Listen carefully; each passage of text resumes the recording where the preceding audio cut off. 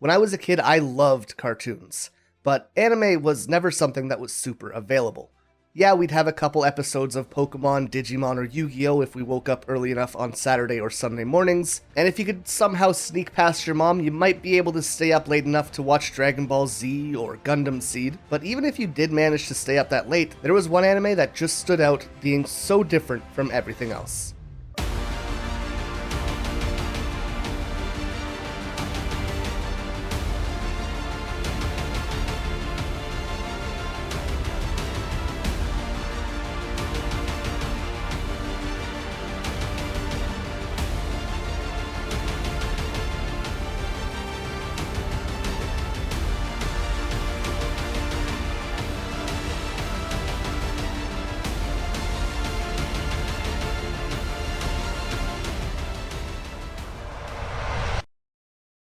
Okay, yeah, to be fair, I'm sure there were a ton of other anime that fit that bill in this era, but at the time, finding anime in general was a small miracle, let alone something that was meant for adults, filled with hyperviolence, romance, mature themes, and sexuality. This is the kind of show that was almost non-existent, and it was a whole new world of content that I'd never seen before, which led me to find shows like Fullmetal Alchemist, Elfen Lied, and Death Note. Really, anything I could get my hands on that would actually get me thinking or excited in a way that normal TV shows like Pokemon never could. This is the series that inspired my love of anime. It made me countless friends, and even gave me a career. It's one of the most important pieces of media in my life, and because of that, it's something that I wanted to take one last chance to celebrate in its entirety. When Yashahime ended, I didn't quite give the franchise the send-off that it deserved, and as such, we're making this, a complete retrospective of Rumiko Takahashi's Inuyasha. Before we get into the series itself though, we should probably talk about its author. Rumiko Takahashi is easily one of the most influential female mangaka to ever make it into Shonen Jump, releasing titles like Urusei Yatsura, Mermaid Saga, and Ranma 1/2 between 1978 and 1996. And while most of her works do have an emphasis on both romance and comedy, she does tend to jump from genre to genre outside of that. For example, between the three we just mentioned, we have sci-fi, horror, and martial arts being added into the mix respectively. Once Rumiko was done with Ranma, 1996's Inuyasha would be no different, again holding on to that heavy emphasis of both romance and comedy, but this time being placed squarely in the fantasy genre. However, Inuyasha marked a bit of a change within Rumiko's style of writing. Famously, both Urusei Yatsura and Ranma are more or less episodic, but Inuyasha was instead a story which focused on one major plot thread throughout its entirety. Yes, there were smaller arcs within the overarching one, but the through line was much more relevant than just about anything Rumiko had created in the past. Regardless of the setting or genre though, Rumiko always holds on to a very strong sense of character writing, which allows the ensembles that she creates to shine in a way that very few other mangaka are able to do. And it's this focus on character-based storytelling which has granted her success in the anime and manga sphere for nearly half a century, pumping out almost exclusively classics and deeply loved series. She is almost single-handedly given credit for establishing the romantic comedy genre, especially in Shonen Jump, and is so beloved that she's even called the Princess of Manga. The gist of it is that Rumiko is a master when it comes to creating stories, and Inuyasha is no exception. Now, I don't want to spend too much time talking about Rumiko herself because I do want to focus more on Inuyasha for this video. So instead, I'm going to leave a link in the description to my friends over at Bonsai Pop, who released a phenomenal video all about Rumiko's earlier years. Seriously, this is a very cool video, and if you're interested in her at all, you're probably gonna love it. Hell, even if you aren't, it's still one that you should definitely check out. But for now, let's talk about Inuyasha, a Feudal Fairy Tale.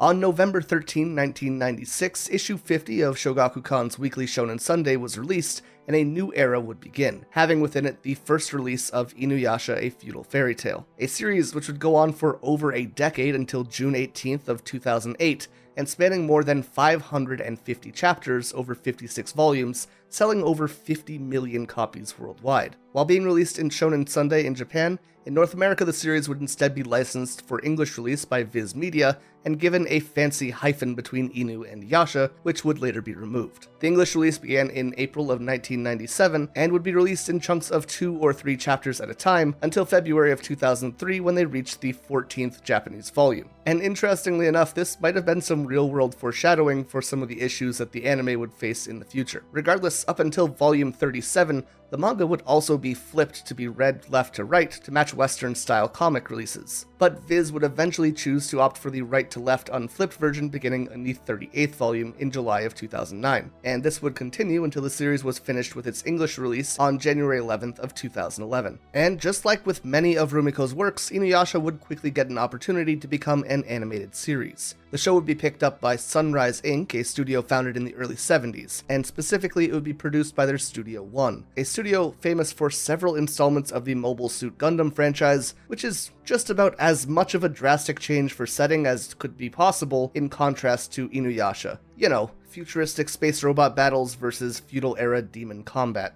Not exactly the most related of topics. That said, Sunrise as a whole would create series like Escaflowne, Bebop, Ultraman, and interestingly enough, Studio 6 would even go on to make Batman the Animated Series.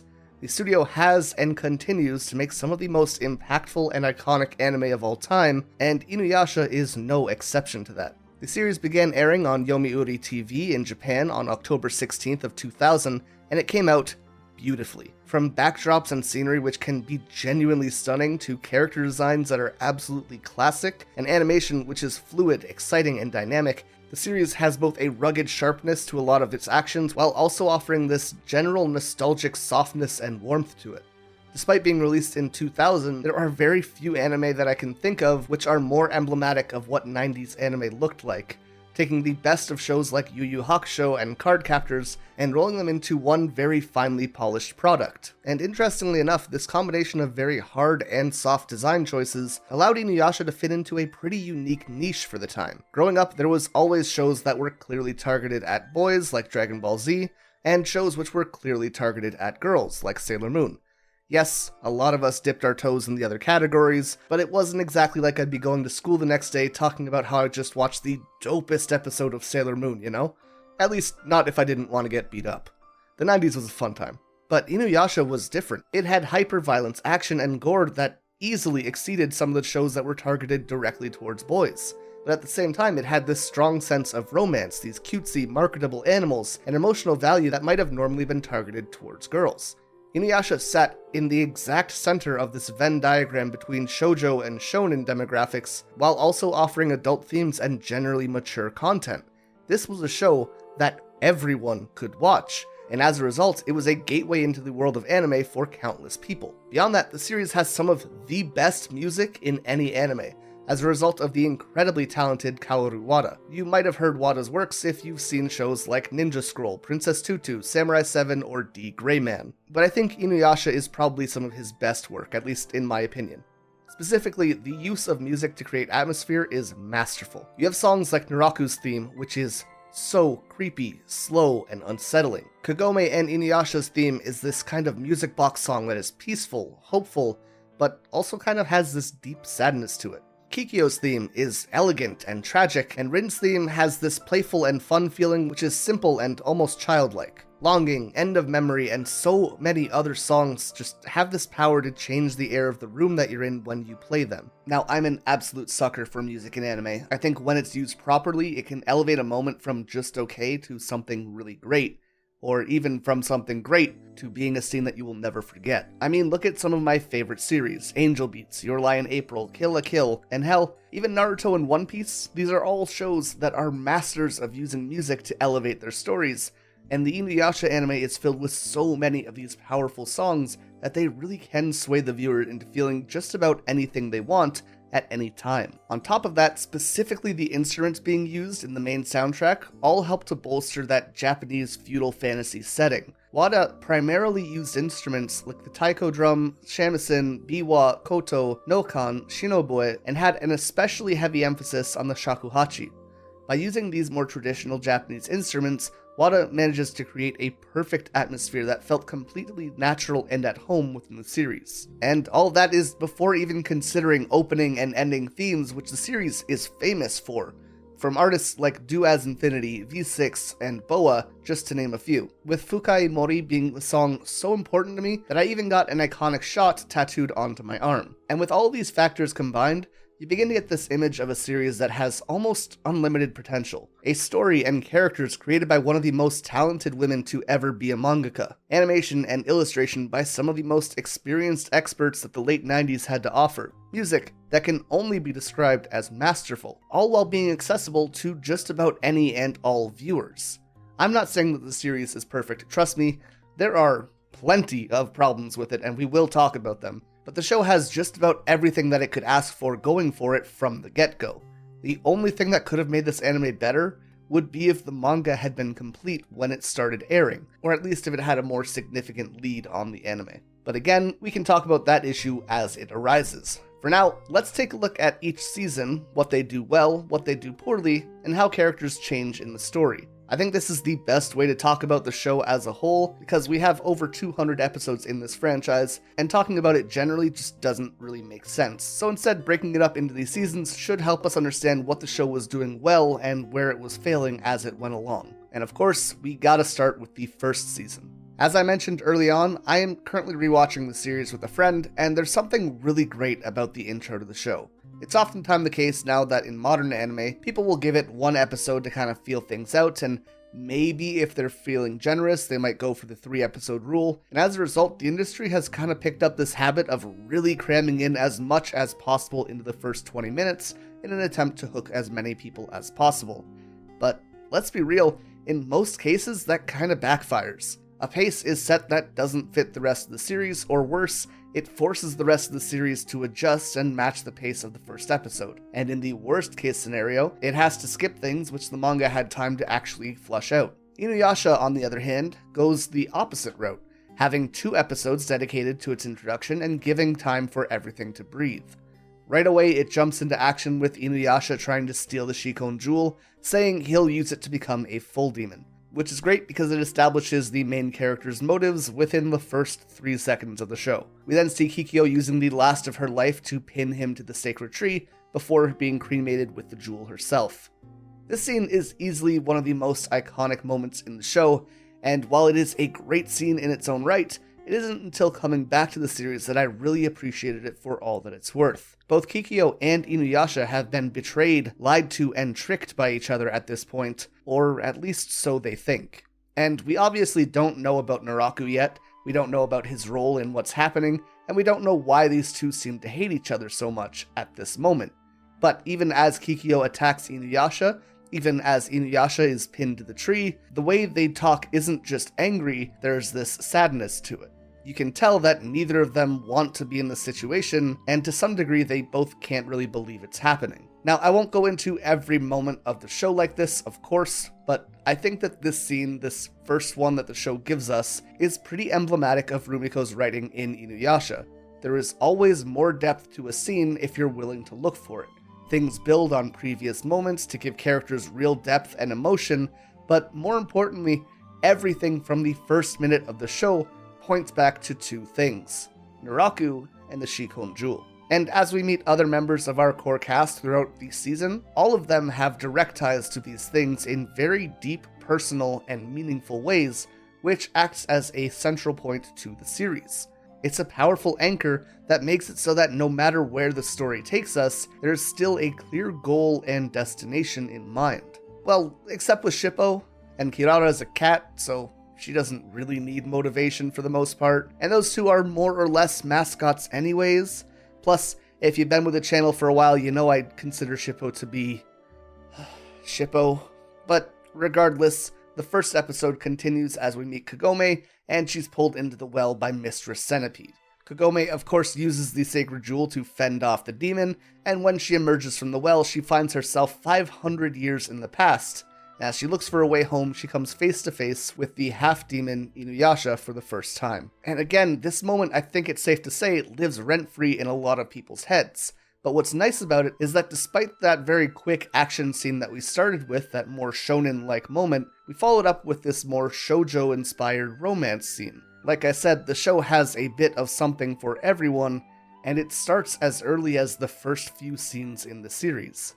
Kagome is then taken back to Kaede's village when the villagers find her with Inuyasha, and here we get the quick fill-in for some of these slower viewers that we are in fact in the past, and people slowly start talking about how Kagome looks like Kikyo.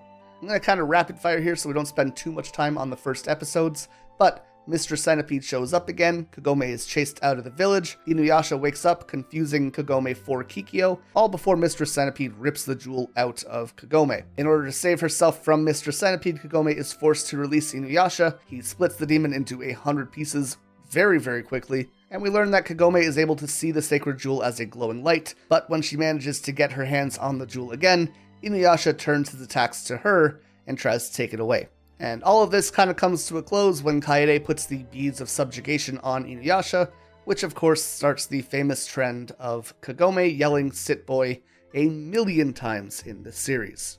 I am going to take a quick moment here to just talk about the beads of subjugation. If you've been on the channel for a bit, you know I kind of lump this "Sit Boy" stuff in with Miroku's perviness. Both kind of cringy, but they are a product of the time that the anime was produced, so I'm not going to hold it against the series too much. Early on, the beads of subjugation are even functional for the story as well. They place Inuyasha in a position where he has to work with Kagome on decent terms, long enough for them to actually build a relationship together. Of course, the beads do way overstay their welcome, but it is what it is. Can't you do something about these beads of subjugation? I don't know how much longer I can take those sit commands of yours. Oh, come on, I didn't say sit that hard. What? Speaking of, with the beads now on, Inuyasha returns to the village where he learns that 50 years had passed from the day that he was pinned to the sacred tree and Kikyo had died. And while publicly he blows this off as something that doesn't really matter to him, the first moment we see him alone, he is clearly expressing feelings of guilt and hurt about what had happened. Again, while he continues to try and say that he doesn't care, it's very apparent very early on that he actually did care, and very deeply, about Kikyo. Which only leads us to wonder more about what actually happened to them. How could someone who cares this much have ended up in the position we just saw him in? And finally, we have the moment that acts as a catalyst for the rest of the series. A demon crow manages to get a hold of the Shikon jewel, transforms into a massive version of itself, and begins flying away as Kagome fires an arrow at it. And while she does manage to stop the bird, she accidentally hits the jewel itself, shattering it and sending it across the country in countless shards. So now, with Inuyasha wanting to use the jewel to become a full demon, and Kagome being the only one who's able to sense the shards, and also being responsible for breaking it in the first place, we have our goal set in place, and together they have to try and gather the shards of the Shikon jewel. So while Inuyasha does take extra time with its introduction to the series, it uses this time amazingly well. We are introduced to our main characters. We learn about Inuyasha's wish, that he had some kind of regret about his past, and that there's some kind of stigma against half-demons as well. We learn about Kikyo, her death, and that something happened between her and Inuyasha. The jewel gets shattered, we have Kagome being flung into the past where she is out of place, plopped into the center of all of this chaos, and we find out that she is the reincarnation of Kikyo. This is a huge amount of groundwork to be laid out, that opens us up for countless possibilities within the story, while setting up 3 characters with mystery and depth almost immediately. And I can't help but think that if this was a modern series, all of that would have been squeezed into the first episode. There is no way that a show like this in 2022 wouldn't have ended the first episode with the jewel being shattered. Now, there is one thing I need to bring up here. It's the single biggest complaint that I have for the series, and it's the idea of an endless MacGuffin. I'm going to be using the loosest definition of MacGuffin here, but basically that's an item that drives the plot and isn't really useful outside of that. So while the Shikon jewel shards do empower other demons, and the collective jewel can be used to grant a wish, we don't really see the protagonists using it, so it doesn't serve them as a direct purpose. Yes, I know Inuyasha used jewel shards in one fight against Naraku, and yes, I know they aren't technically a MacGuffin, but I don't know, man, just fucking deal with it. There are tons of shows which have this idea of collecting something as a core plot point. For example, the 7 Dragon Balls, the 7 Millennium Items, or the 3 God Cards in Yu-Gi-Oh!, and so on and so on, but with most series this is a set number. And like, they don't have to have an exact number, but we don't know how many jewel shards there are, and more so, we don't even have a rough estimate. Are there 10, 100, 1,000? I mentioned earlier that Inuyasha was Rumiko's first real attempt at a long-form story rather than episodic short ones. But by creating a seemingly endless amount of jewel shards, it also allowed her to kind of have her cake and eat it too. Unfortunately, not always for the benefit of the story. Basically, whenever she wanted to, she could just turn the story into a monster or demon of the week by including a new jewel shard, and then having Naraku take it away at the end of the episode, which kind of becomes a bit of a sloppy tradition throughout the series. And as a result, we do get that monster of the week feeling, where despite the number of episodes adding up, the story doesn't really progress at all. Like in Dragon Ball, when they get a Dragon Ball, that's 1 of 7 down. It's a tangible amount, and it means something. But in Inuyasha, the difference between having 11 out of blank jewel shards and 12 out of blank jewel shards is kind of meaningless. But we're gonna move on from this idea. I think I've hammered it home pretty hard, and we'll get into the phenomenal thing that is Inuyasha Season 1. Coming out of those first 2 episodes, which I've already talked about, we have Yura being introduced, and she kind of demonstrates what the power of a single jewel shard can do. On top of that, God, she's attractive. But then we move on to the tangential story arc of Inuyasha's brother Sesshomaru and his search for the Tessaiga. This section not only gives Inuyasha his famous sword, but it also teaches us about Inuyasha's human mother and a bit about his childhood. Then we have the Shippo and Thunder Brother arc, and while I'm not a big fan of Shippo, goddamn do I love the Thunder Brothers. We have the phenomenal Soul Piper episode, which is one of the best in the series easily, Inuyasha's weakness of turning into a human on the night of the new moon, Kikyo's resurrection, the introduction of Miroku and his wind tunnel, Sesshomaru working with and becoming hateful towards Naraku, the extermination of the Demon Slayer clan, leaving only Sango alive, and finally the origin of the Shikon Jewel, and all of that is within the first season. Which, as a result, by the time we do reach the end of this season, we not only have our entire group established, but also powerful ties from each of these characters to the main villain Naraku. That said, a lot of these early episodes are spent building the characters of Inuyasha and Kagome specifically, as well as the dynamic between them. As early as the fight with Yura, we see Inuyasha and Kagome being put into a position where they need to understand the value that the other brings to the table, and the whole time there's this strange kind of romantic tension between them as well. Sure, they bicker, they insult each other, they yell, but at the same time, they blush, they get flustered, and they're embarrassed around each other.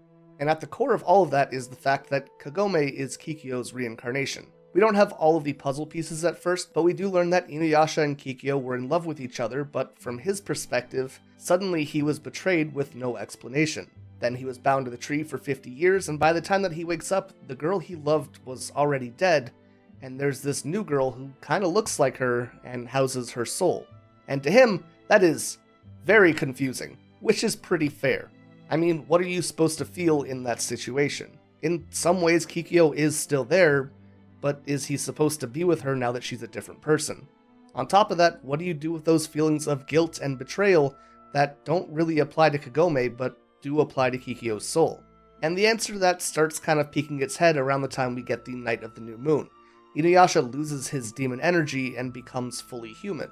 And as a result, his emotions rise to the surface. While he's like this, he can't protect himself, he can't protect his friends, and when he tries to, he becomes poisoned. He sees Kagome crying for him and decides to open up, explaining that whenever he insulted her, he was just lying and that he really did want her around. Yes, he often lashed out at her, but he was just slow to accept someone new into his life based on what had happened with Kikyo. And speaking of Kikyo, the very moment that he begins to open up with Kagome, Kikyo is resurrected, and in this new body she is filled with hate and a desire for revenge towards Inuyasha's betrayal. But this puts Inuyasha in an interesting position. As far as he's concerned, he and Kikyo were together less than a month ago, and as soon as he finally starts to move on, I mean, sort of, as much as moving on from one girl to her reincarnation counts as moving on anyways, Kikyo is brought back from the dead and placed in front of him. It starts this famous love triangle that the series is known for, and while it's often considered to be dragged out too long, and many people do see Inuyasha as this skis-ball for not being able to choose, a lot of those people don't really consider the impossible position that he's placed in. I have a whole video discussing this, but I do consider this to be one of the greatest pieces of character development in the entire series, albeit it does go on for a fucking minute though. But this links Kikyo, Inuyasha, and Kagome with a very unique shared experience. Kagome is a girl from another time. Inuyasha, to quote himself, is not really one or another, not human or demon, and as a result there is no place for him. And Kikyo is a vengeful wraith who should have long since passed, and even when she was alive was forced to forego living her own life when she was charged with protecting the Shikon Jewel. All of these characters share the same core truth of not belonging and needing to create their own place in the world. But while their struggles produce these same realities, they don't stem from the same situations at all.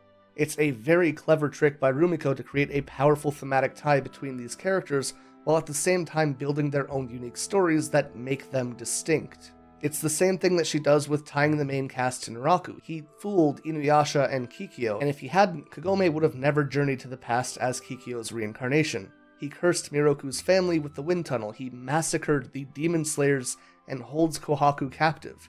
He tries to manipulate Sesshomaru and later kidnaps Rin. While all of these characters share a justifiable hatred and resentment for Naraku, none of their stories are really the exact same. It's a very interesting writing style that she employs throughout the series, which allows her to build on an entire group of characters through an individual's actions. It means that every time Naraku does something terrible, the entire group resonates with that and grows as a result.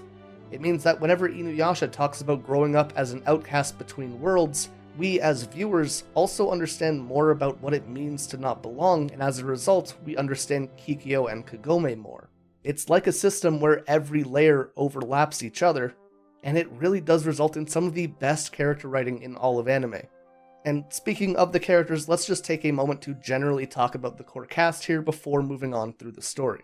Inuyasha, as I've mentioned, struggles finding a place where he belongs, and often rejects or lashes out at things when they start getting too comfortable.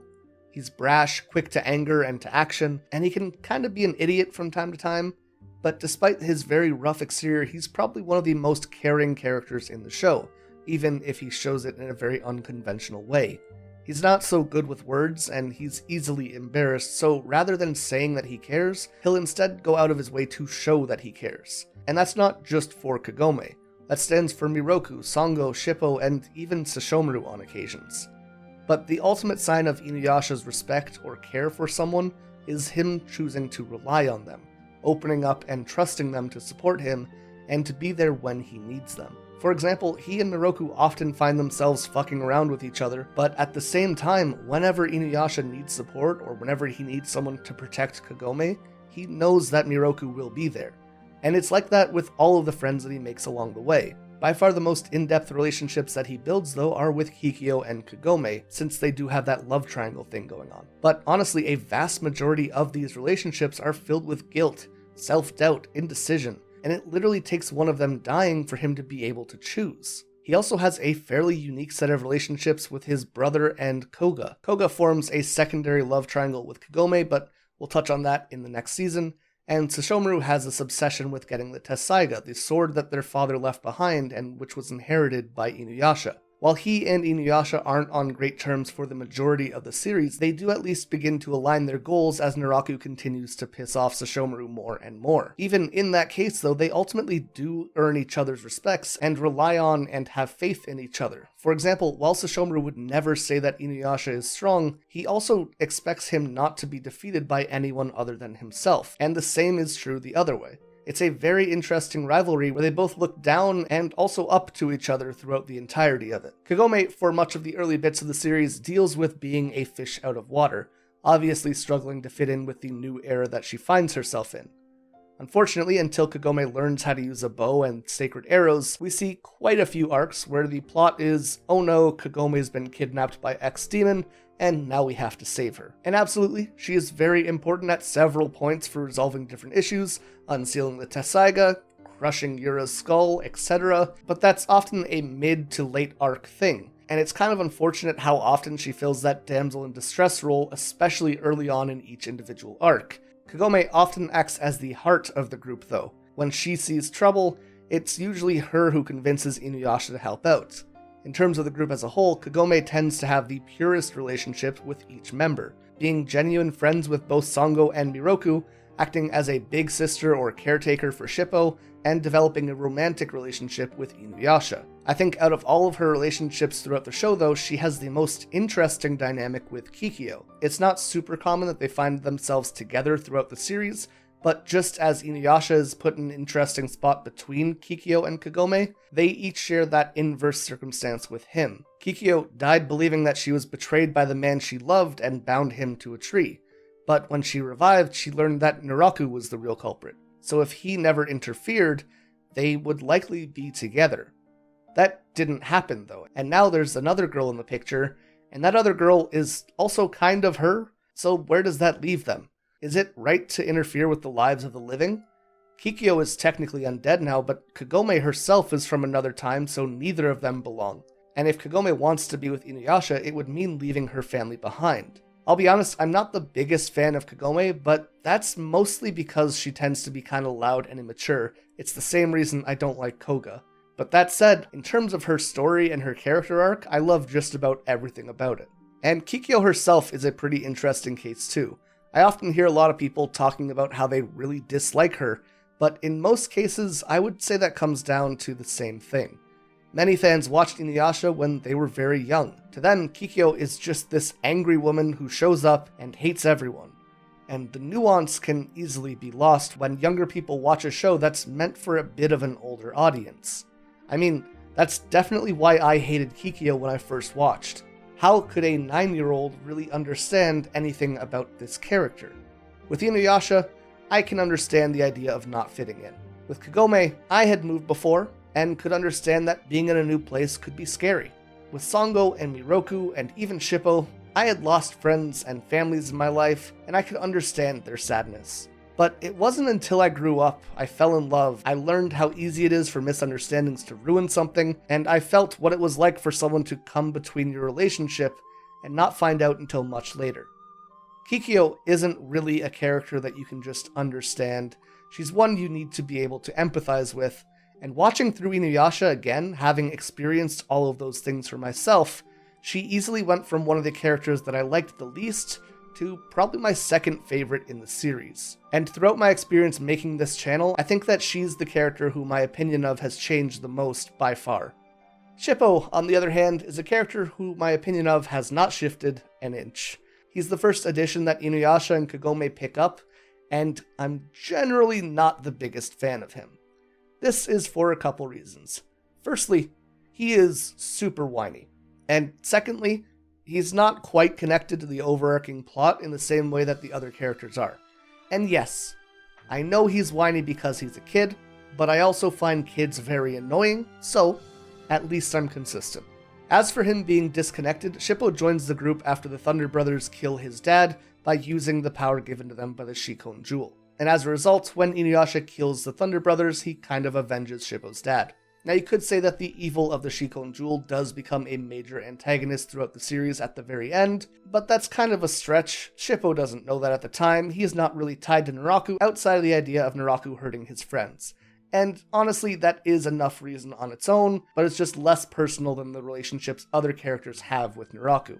In general, Shippo tends to act as more like a mascot or secondary comic relief character, constantly butting heads with Inuyasha, insulting Miroku, and getting along pretty well with both Kagome and Sango. Shippo does offer some utility through his abilities to transform into different odds and ends, which actually can come in clutch sometimes, but 9 out of 10 times he's just not being super relevant in most situations. Miroku is kind of another comic relief character, albeit the joke probably doesn't hold up super well in the modern climate. He's a womanizer who tends to rub up on Sango every chance he gets, all the while asking every girl he meets to bear his children, and I do mean every girl. Shout out to Koharu, I guess. Now, Rumiko is kind of famous for putting sexual jokes throughout her series, so this isn't like an oddity in her writing, but rather I consider Miroku an example of how to do this trope correctly. Yes, Miroku is a sleazeball, but that's never something that's glorified. On top of that, he's given a motivation that almost justifies that action. And no, not the action of rubbing up on random women, specifically the idea of being a little bit more assertive when looking for someone to be with. Miroku's grandfather was cursed by Naraku to have a wind tunnel in his right hand, essentially an ever-expanding black hole that would consume anything it's pointed at, until eventually the black hole grows to the point where it consumes its user. And while the answer, suck the bad guy into the black hole, might have popped into your head, Naraku has these poisonous insects that will basically knock Miroku on his ass for even trying. It's a very serious problem, and if I'm being honest, it's a very overused method of keeping Miroku in check from being a more or less all-powerful character in the series. But the real issue with the wind tunnel is that it's hereditary. As a result, until Naraku is killed, every member of his family would hold the wind tunnel and most likely die before they turned 30. It puts Miroku's life on a serious clock, and if he wants to avenge his father and grandfather, if he wants to stop the curse, he needs to defeat Naraku. But since his own time is actively running out, he looks for women to have his child, so that even if he fails, someone can take up the mantle of killing that demon and freeing his family. So while Miroku is for sure a huge pervert, it's very easy to understand where his actions come from, and I think that's a testament to Rumiko's writing.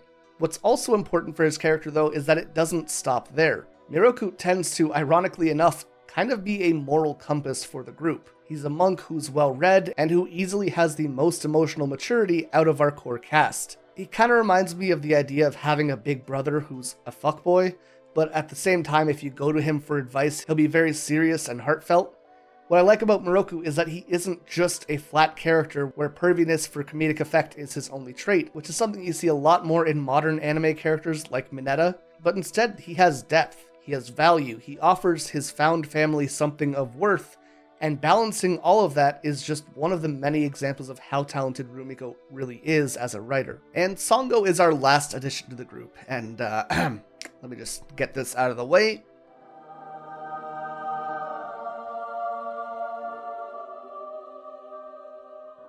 Perfect. Songo is the best character in the series, easily.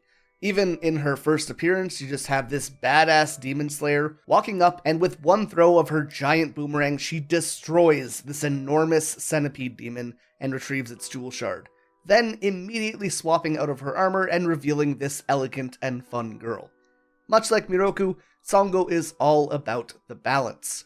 On the one hand, you have this demon slayer side, a walking encyclopedia on how to deal with just about any demon they might find, as well as things like poisons or just general survival skills. On top of that, she basically holds her own against any demon in the series that is Inuyasha's strength or below. Unless the character is like Sesshomaru or Naraku or the leader of some group, she probably has a good chance against them. While on average, I wouldn't say she's as strong as Inuyasha, and she definitely can't just suck people into a black hole like Miroku does, but Songo never feels like she doesn't belong in a fight. She never weighs the team down, she is powerful in her own right, and is far from being a damsel in distress. And like I mentioned earlier, that is definitely a problem early on with Kagome, so the contrast is huge. We see Songo take the stereotype of women being weak or frail, and literally beats demons to death with that stereotype. And like, she doesn't have any demon powers, she doesn't have any spiritual powers. There is nothing special about Songo. She is a normal human standing up to demons and dominating them, which is so fucking cool. She is basically the Batman of the group, fighting alongside Superman and the Flash. No powers, no problem. Unlike Batman though, Songo isn't emotionally closed off. Don't get me wrong, she definitely has some things she needs to work out. And you know what? Having your entire family slaughtered in front of you, having your village reduced to rubble, and then your brother being brainwashed and forced to fight you, that will mess with you. That's totally fair. As a result, she's often slow to trust, she tends to hate herself, and there are several moments throughout the series where she even considers taking her own life, along with her brothers. But when she does get close to people, she is the single most kind-hearted and sweet person in the show. The way she goes from this absolute monster on the battlefield to being soft and vulnerable is flawless. Most importantly though is the way that she completes the group. With Inuyasha and Kagome, you kinda have these emotional children running wild. Miroku just needs one cute girl to go astray, and Songo acts as the center that balances things. She thinks every action through, and for the most part, between her and Miroku, the group has this level head that gets them through any situation. And speaking of the group as a whole, we gotta talk about the dialogue in this series. Once you get past the Inuyasha! Kagome! Inuyasha! Kagome! Inuyasha! Kagome! Inuyasha! Kagome! Inuyasha! Kagome! Oh, Inuyasha! Kagome! Inuyasha! Kagome! Inuyasha! Kagome! Inuyasha! Kagome! Inuyasha has some of the most natural and realistic dialogue between characters in any anime. They have this very genuine and casual way of talking to each other. and while they can be goofy or silly, it's more just like people messing around with their friends. Even the character that has the least natural way of talking, Kaede, has this rapport with Inuyasha like they're both just old friends hanging out most of the time. The characters in this show have such a believable dynamic that's just really rare to find in other series, especially in dubbed anime. And when you combine well-defined and well-developed characters into a group that interacts with each other in a very human and natural way, it makes for a cast that feels tangible and relatable, and it's a big part of what makes this series such a lovable one for so many people. And that's the third tenet of Rumiko's writing. Characters that share thematic cores, characters who share a common goal, and characters who interact realistically. Those three pillars of character writing are honestly what I believe to be the key of making Inuyasha such an explosively successful series. On the other hand of the spectrum, we have Sesshomaru, who is not exactly the most open and talkative.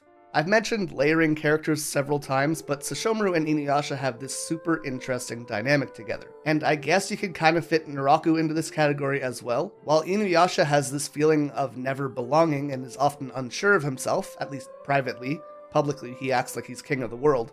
In contrast to his true feelings, you have Sesshomaru and Naraku, characters who are overflowing with pride.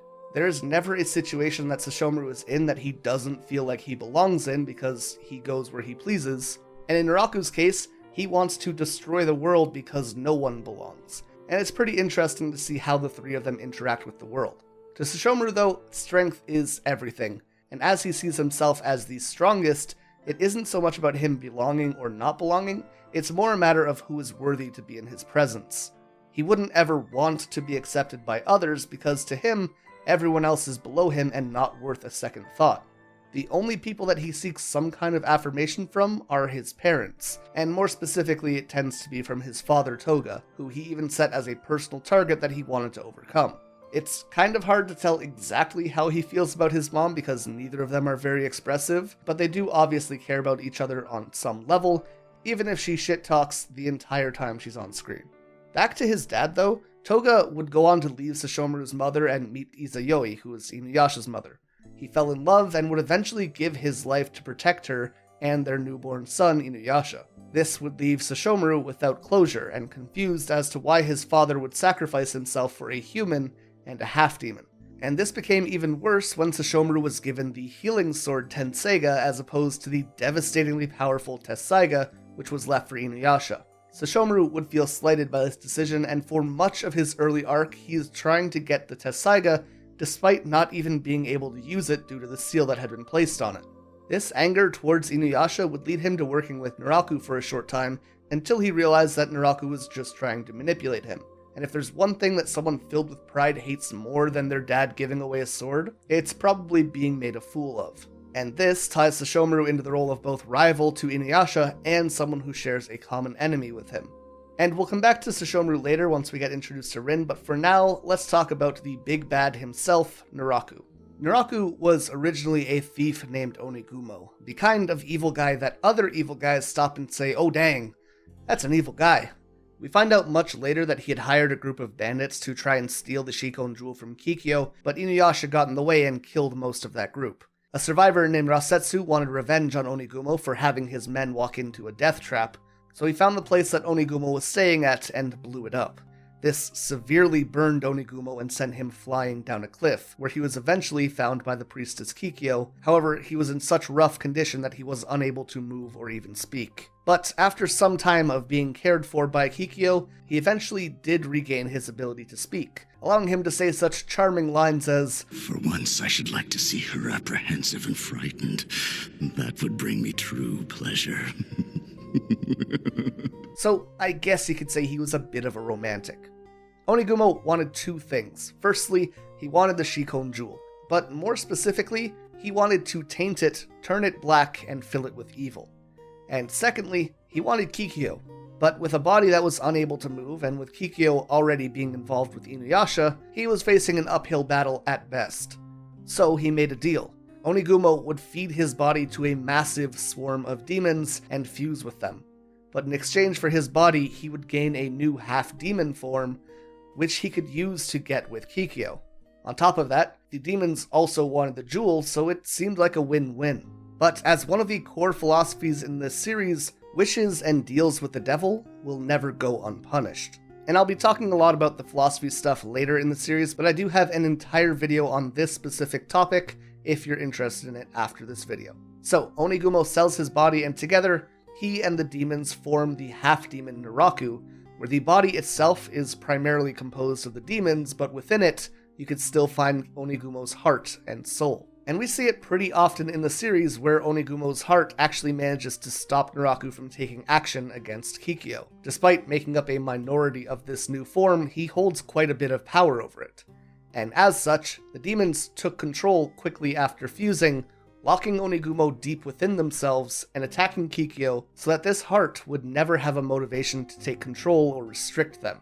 And I love this for a lot of reasons. Firstly, even if Onigumo was an evil bastard, it is still very tragic.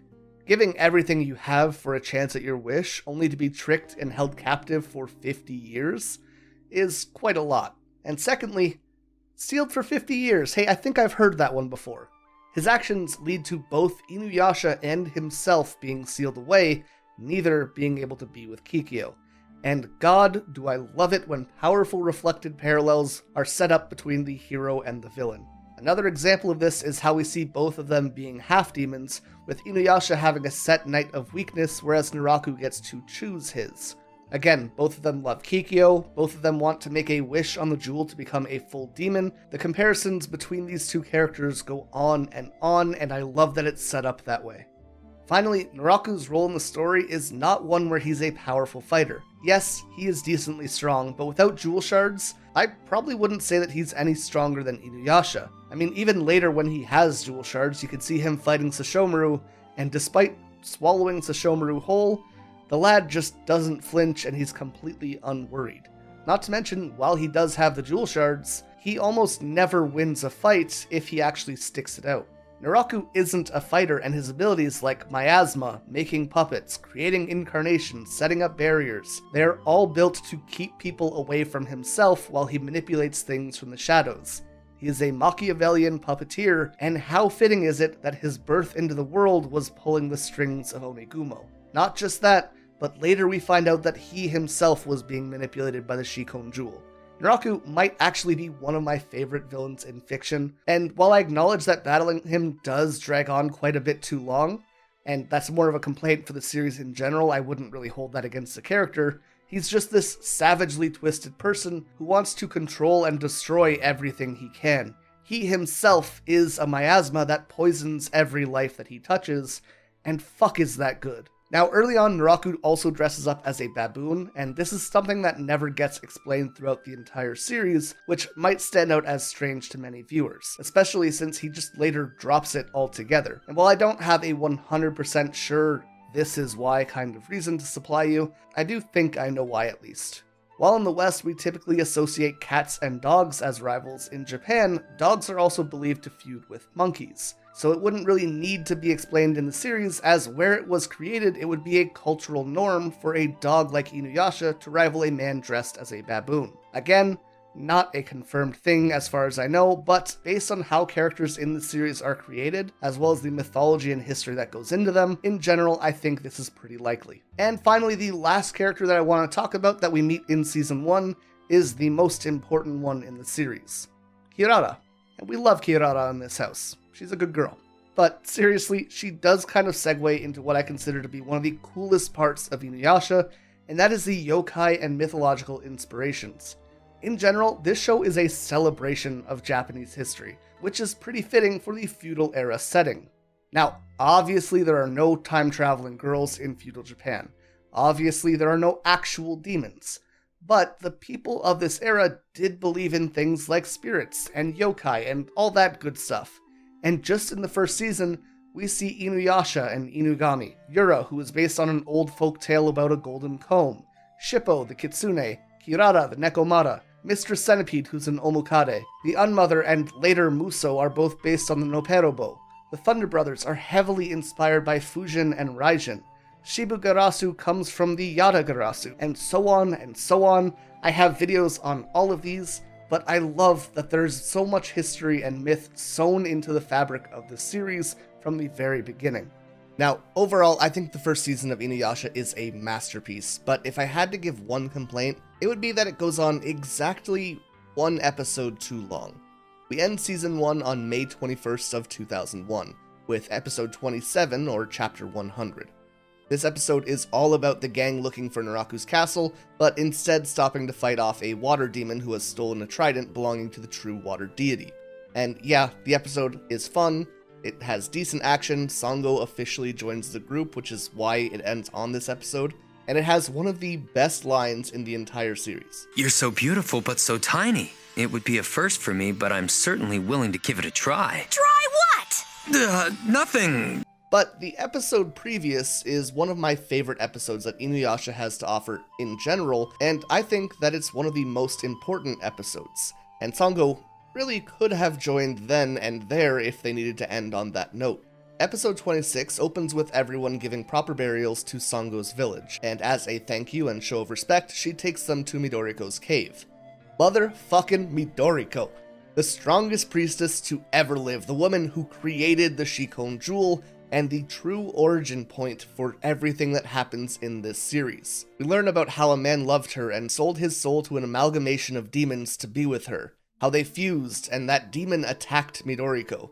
They would even fight for 7 days and nights before the demon finally pierced her with its fangs, and as a last resort she pulled the demon's soul into her own, and this action of merging their souls created the Shikon Jewel. And as a result, they would each be trapped inside of the jewel, forced to fight for eternity. This is it. This is the moment where the jewel came into being. The jewel that caused Kikyo to lose her chance at a normal life. This is what inspired demons to fuse with Onigumo, that caused the desire for Naraku to kill Inuyasha and Kikyo. This is why Inuyasha was bound to the tree, how Kagome got sent to the past, why Miroku's grandfather was cursed with the wind tunnel, why Sango lost her village, why Kohaku was held as prisoner, and why Shippo lost his father. It all comes back to this. And on top of that, there is an obvious parallel between Naraku and the man who loved Midoriko, between the two origins of all the pain the series has to offer, between Midoriko herself and Kikyo. It's more layering, more thematic tie-ins, and it really is one of the best episodes in Inuyasha in my opinion because of this. This episode doesn't stop there though. We go back to the village with the gang, and everyone begins talking about how the Shikon Jewel has this tremendous power. It can do great things and it can do terrible things, but it's never been used for good, and isn't that strange? Anytime someone has used its power, anytime someone has yearned for it or sought after it, anytime that someone made a wish on it, things would become twisted, distorted, and dark. And so the obvious question is raised: does Inuyasha really want to become a full demon knowing this? He originally wanted to become a demon because he didn't fit in with humans, and demons were always hunting after him because he was a Hanyo, right? But that wasn't the case anymore. He probably didn't even realize it yet, but as of this day, the moment where he sat together with Kagome, Shippo, Miroku, Sango, and Kirara, he had a place where he belonged. This village wasn't just the origin of the Shikon Jewel, it's the origin place of Inuyasha's new family. And that's why I think that the first season should have ended on this episode. It doesn't make a big difference in the scheme of things, but it's a little thing that I really would have appreciated. Now, before we move on, I do want to touch on this idea of the jewel never having been used for good, or of no one ever truly getting what they want from it. Many people might jump to Kikyo. She wished to see Inuyasha again, she wished to live an ordinary life, and she wished for the jewel to follow her into the afterlife. And well, she was reincarnated as Kagome, getting to live a normal life. Kagome was brought into the past because the jewel followed the soul and then had reappeared within her, and because of that, Kikyo gets to be with Inuyasha again through Kagome. And all of that seems perfect. The jewel essentially gave her what she wanted. But Kikyo was brought back to life.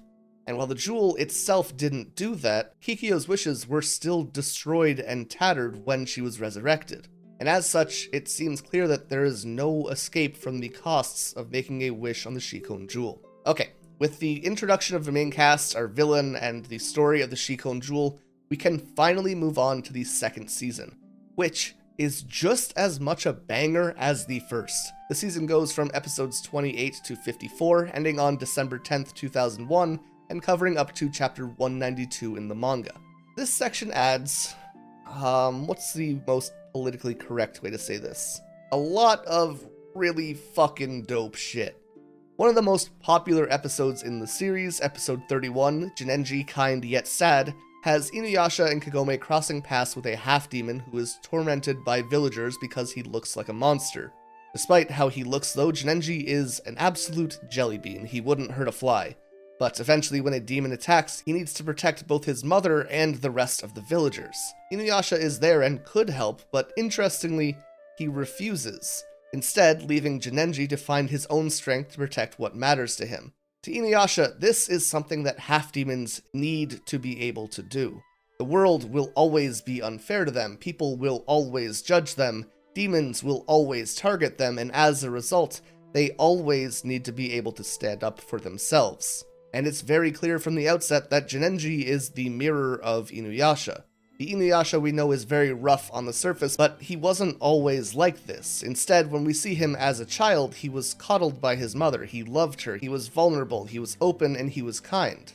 Jinenji never lost his mother, and as a result, he is kind, he is friendly. He continued to be what Inuyasha was when he was a child. What's interesting here, though, is that neither of them are painted in a wholly positive way. We know that Jinenji is a good person, but the inability to stand up for himself and to protect himself is undoubtedly a flaw in his character, just as Inuyasha always protects himself and has the inability to let his walls down. It's only after Inuyasha and Kagome leave that he mentions how growing up he realized that he was different and the world didn't have a place for him, so instead he would create a place where he belonged, even if he would have to be alone in it. It is a really heartbreaking episode, and I think it's one that tends to stay with anyone who watches it, but it is far from the only emotional moment in this part of the story. Kohaku, Sango's brother, is also brought back into the picture under Naraku's control, and while he is a good character on his own, early on he is more of a catalyst for developing Sango's character. We see Kohaku being brainwashed by Naraku, and only being kept alive by the jewel shard that Naraku planted in his neck. What's worse is that he's sent to fight Sango regularly, putting her in a pretty fucked up spot. Does she fight against her brother? And if Naraku gives her an order using Kohaku as a bargaining chip, what is she supposed to do? Early on, she opts to try and kill him and then take her own life with conviction, but she's ultimately stopped by her friends who promise to find another way. He makes a great tool for Sango's development, while also demonstrating the lengths which Naraku will go to in order to procure and maintain control over others. And again, because the characters are so interconnected, every time Kohaku is used against Sango, the group as a whole becomes more unified in their anger against Naraku. And we do need to talk about Naraku here, as a few things happen. Firstly, he crosses paths with Kikyo, which is a little surprising to him. And on top of that, he gets a new body. He manages to capture a bunch of demons inside of a mountain and performs a makeshift Kodoku, forcing them all to fight to the death and fuse together, only for him to absorb the winner. And from here, he manages to capture Kikyo. And in this position, Kikyo makes what is probably the cockiest and stupidest decision in the entire series, believing that she would always be able to take Naraku down after she realizes that he still has Onigumo's heart. Kikyo steals Kagome's massive chunk of the Shikon jewel and then gives it to Naraku. The idea being that he would never be able to hurt her because of Onigumo within himself, but she wouldn't hesitate to kill him. So once he finished collecting the rest of the jewel, she can just kill him and take it back.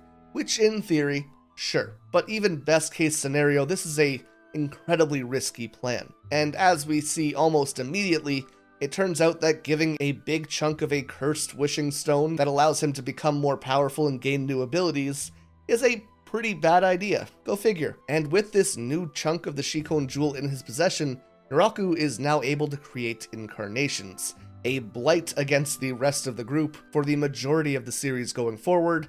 So yeah, I guess we can blame Kikyo on that one. Before Naraku gets time to actually explore this new power fully though, we have one of the most important rematches between Inuyasha and Sesshomaru. So, Sesshomaru gets this dragon arm.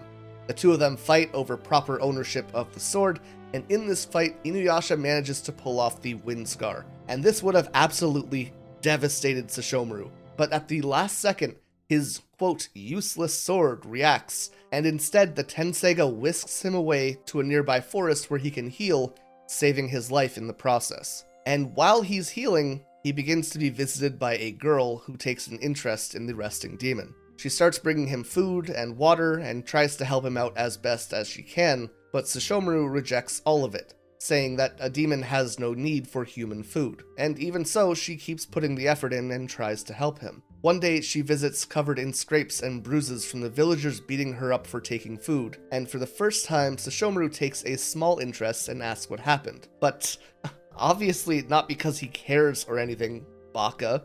It's just because he's a bit curious. And for the first time since she appears, we get this incredibly wholesome and cute smile from the girl named Rin when Sesshomaru finally looks at her. Anyways, some time passes and he finally is more or less ready to leave. But he catches the smell of blood and chases after it, finding that Rin had been killed by a pack of Koga's wolves. And while Sesshomaru might not have been super interested in her at this point, she was a human who showed him kindness despite him being a demon. This child had no fear of him, even when he tried to scare her off, and to some degree he at least had a small amount of pity or sympathy for her. This causes the Tenseiga to start pulsing, asking to be used by him, and when he grabs it, he begins to see the minions of the underworld preparing to take the girl who had cared for him. So he swings the sword and learns that while the Tenseiga is unable to actually damage the living, it can destroy those of the underworld. And what that means in this situation is that this is a sword that can resurrect the dead. We'll continue with that in a second, but first we gotta talk about Sesshomaru's father. Toga, for some reason, who never makes an appearance in the anime except for the third movie, as well as in Inuyasha's sequel Yashahime, is on par with Midoriko for the influence that he has on the series. Interestingly, both leave behind items for future generations, which would sway the morality of those who inherit them. In the case of Toga, he leaves behind the Tessaiga and the Tenseiga. As we've discussed, Tessaiga would be given to Inuyasha as a sword which could kill 100 demons in a single swing. For Inuyasha, who needed to learn to defend himself against the demons who would target him, this was Toga's way of protecting his son even after he was gone. On top of this, as we do learn in this season, the Tessaiga also acts as a seal on Inuyasha's demonic blood, stopping him from going into a rampage and allowing him to live a fairly normal life. Tenseiga, on the other hand, was a sword capable of saving 100 lives with one slice, in hopes of him learning empathy and kindness. And we'll see this develop throughout the series, but meeting Rin, being shown kindness himself, and making the active decision to show kindness in return, is where all of this development starts for the first time. And for reference, again, this is the dude who was introduced by bringing Inuyasha a fake version of his dead mother, holding them hostage and using her as bait to trap him. Which, not exactly the most empathetic and kind-hearted thing you can do. But all the same, here he was saving Rin. And once she's back on her feet, she decides to join Sesshomaru as the fourth member of her group, along with the imp Jockin and the two-headed dragon Aoun. I'm probably not going to talk about Jockin or Aoun too much in this video, but Jockin is more or less Sesshomaru's shippo. Very high pitch, very annoying, too much energy, but because he takes such a beating from Sesshomaru and is still dedicated, it's kind of lovable in a horrible way. Aoun, on the other hand, is just a couple good boys, and we love him for that. Now, aside from Rin, we also do get another mainstay character in this segment as well, with Koga the Wolf Demon. He originally kidnaps Kagome and becomes infatuated with her, as she's both able to see the jewel shards and is, let's say, a very assertive girl, which he's not too used to.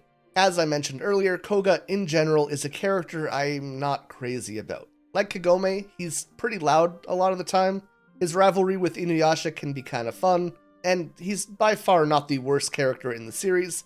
I'm just not crazy about him, you know? The trade-off in Kagome's case is that she has a lot more emotional growth throughout the series, and has an interesting and dynamic tie to the other characters. For a lot of the story, Koga's whole thing is Unga Boonga, I am Alpha Dog, Alpha Wolf, and his main dialogue revolves around picking fights with Inuyasha and saying that Kagome is his woman and he needs to claim her. It's kinda like Miroku's perviness, where you feel the joke is a little bit of a product of its time, and that's totally fine, that kind of stuff exists. It is what it is, but just the hyper aggro factor of Koga to me has always pushed the joke a little bit too far to the point where it became annoying. But all the same, I do acknowledge that Koga is a fan favorite character. Much like Sesshomaru, He shows up a few times per season, and while he himself bothers me, I can definitely acknowledge that most of the episodes and action that he takes part in are pretty hype. Koga also comes with two sidekick-like characters, Ginta and Hakaku. These two don't get too much time to shine, but I always really liked them. They were level-headed, but a little bit ditzy, and in general just kinda funny. Of all the backseat characters, these tend to be the ones that I like the most, actually.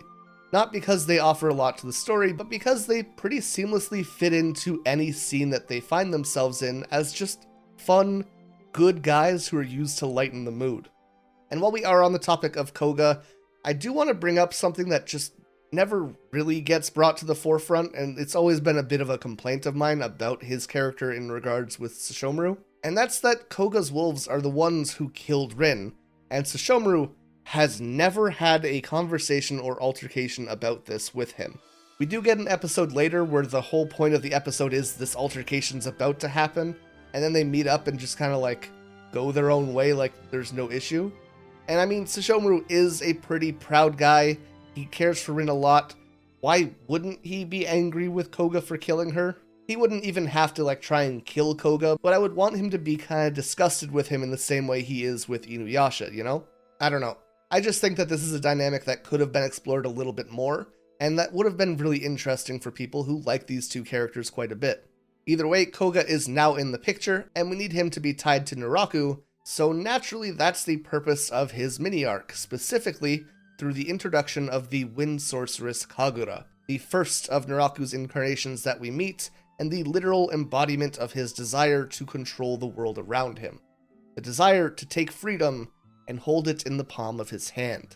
Having been gifted a bigger piece of the Shikon jewel from Kikyo, Naraku is now able to rip off parts of himself and grow incarnations. And while they all have a will of their own, Naraku tends to have the ability to kill or reabsorb them at any point. For Kagura, he literally holds her heart, and he later shows that he can make Kana just fucking explode, and Muso gets taken back into himself as well. While we don't see him showing this sort of option for most of the other incarnations, I would say that it's pretty safe to say that in every case he had some kind of contingency that would allow him to control them. Anyways, back to the action. Kagura shows up, uses the wind to grab a bunch of wolf demon corpses and control them like puppets, to which Koga's like, yo, that's not very cash money of you to use my dead friends to attack me. And somewhere in the background, Sango's like, I know, right? Can we stop doing this? But either way, Koga's hatred from Naraku begins in this moment. While he doesn't join the main group, and he never really gets on good terms with Inuyasha, he does act as a pretty valuable ally whenever he comes up. And while we're here, we might as well talk about Kagura as well. Kagura is a fan favorite character, and definitely one of my own favorites. Firstly, wind magic is just pretty sweet on its own merit. She has this really cool feather earring thing that she can fly away on, and she has a character design that is chocked full of references to Japanese myth and culture, and actually even more so than most other characters. Kagura is fairly proud as a character, but struggles as she yearns for freedom. She is the wind, the embodiment of what it means to be free, but at the same time, she is trapped under Naraku's control. This puts her in a unique spot where while she works for Naraku, she is secretly wishing for his downfall the entire time. And finally, while she's not a permanent issue, she does pose a pretty big problem for Inuyasha as she controls the wind, and his main attack, the Wind Scar, is more or less negated while she's around. Functionally, this means that Naraku can both turn off Miroku's wind tunnel using the Saimyosho, and Inuyasha's Wind Scar using Kagura. He's more or less picking up and creating pieces that slowly improve his own position while they limit the actions of his enemies, and that is a testament to his strategic thinking. Now, soon after this, we're introduced to Kana, a purely white-designed girl holding a mirror. She is the oldest incarnation, and she is the embodiment of the void, of nothingness. She has no detectable aura, no scent, and she's almost untraceable for Inuyasha. Again, limiting their abilities to deal with Naraku. And let me just say, there are plenty of incarnations that are great in their own right, but oh good lord, do I love Kana. Blank characters are always a theming structure that I adore, as well as mirrors and soul manipulations being tools and powers that are usually among my favorites. And on top of having all these things I love, She just has this sad eeriness about her character that is really great. She's not the most exciting, but she is incredibly unsettling in this very strange way that I like. As I mentioned, Kana uses a mirror that can absorb and manipulate souls. She can reflect attacks, spy through the Saimyosho, and later can even manifest a mirror demon. But what's most important about Kana, though, is her apparent lack of self-will or personality. Because she is void and doesn't desire anything for herself, Naraku believes that she is completely trustworthy and often relies on her more so than her siblings. Kana, to him, is just a blank slate that will always follow his orders and would never betray him because there is no benefit to her doing so. And I don't know if you've been keeping track, but the idea of Naraku having someone that he can control fully is probably something he enjoyed quite a bit. But something that I enjoyed quite a bit is the next incarnation that we're introduced to. This is one of the scariest incarnations of the entire set, and he's the first that's going to be set up in a more Monster of the Week fashion. In total, there will be 10 incarnations, and while Kana, Kagura, Hakudoshi, the Infant, and Byakuya all last a pretty considerable amount of time, Goshinki, Jiromaru, Kageromaru, and Muso, along with the manga ones that are unnamed, are all very short-term characters that tend to be dealt with within 2 or 3 episodes. Goshinki, while being the first of these short-lived characters, is also my favorite. All of the first 3 incarnations are just phenomenally strong characters in my opinion, and it's a shame that some of the later ones don't follow suit. Goshinki's thing is fear. He is the incarnation that most embodies what demons might look like in your head. He has this giant purple body, these massive horns, and razor-sharp teeth. And while his appearance is scary enough on its own, what makes him really dangerous is his incredible speed and his ability to read your mind. He becomes this character that seems to play with his food, toying with his opponents because he knows what they're going to do before they do, and he can move fast enough to react before they can even move. If Kagura represents Naraku's desire to control those who are free, then Goshinki is a representation of Naraku's sadistic side, willing to play with and hurt whoever he can. Ultimately, he easily overpowers Inuyasha and even breaks the Tessaiga in his teeth in the process. However, here we find out that the Tessaiga was more than just a sword, it is a seal for Inuyasha's demonic power. With the sword broken and Inuyasha backed into a corner, his demonic blood takes over and he starts lashing out violently. This is purely him acting on impulse and not thinking at all, and as such, Goshinki is unable to read his mind or predict what he might do. In a fight where Inuyasha had been completely dominated from the moment it began, things turn around and he kills Goshinki in an instant. Which is great, but he doesn't just fade out of this form right away. And on top of that, he's unable to tell friend from foe until Kagome tells him to sit, activating the beads of subjugation and bringing him back to his senses. This is the only argument that I'm okay with for the beads of subjugation, by the way, from this point on. Using them to make sure that he doesn't go on a rampage is pretty fair, but later, once he has his shit together, I still do find them kinda weird. Regardless though, this is the continuation of a thread that we started back in Season 1, specifically in the episode with Midoriko. There we saw Inuyasha questioning what it really meant to make a wish on the Shikon Jewel, and wondering if becoming a full demon is really what should happen. And now he finally got a taste of what it's like to be a demon. He isn't the prey anymore and he's strong.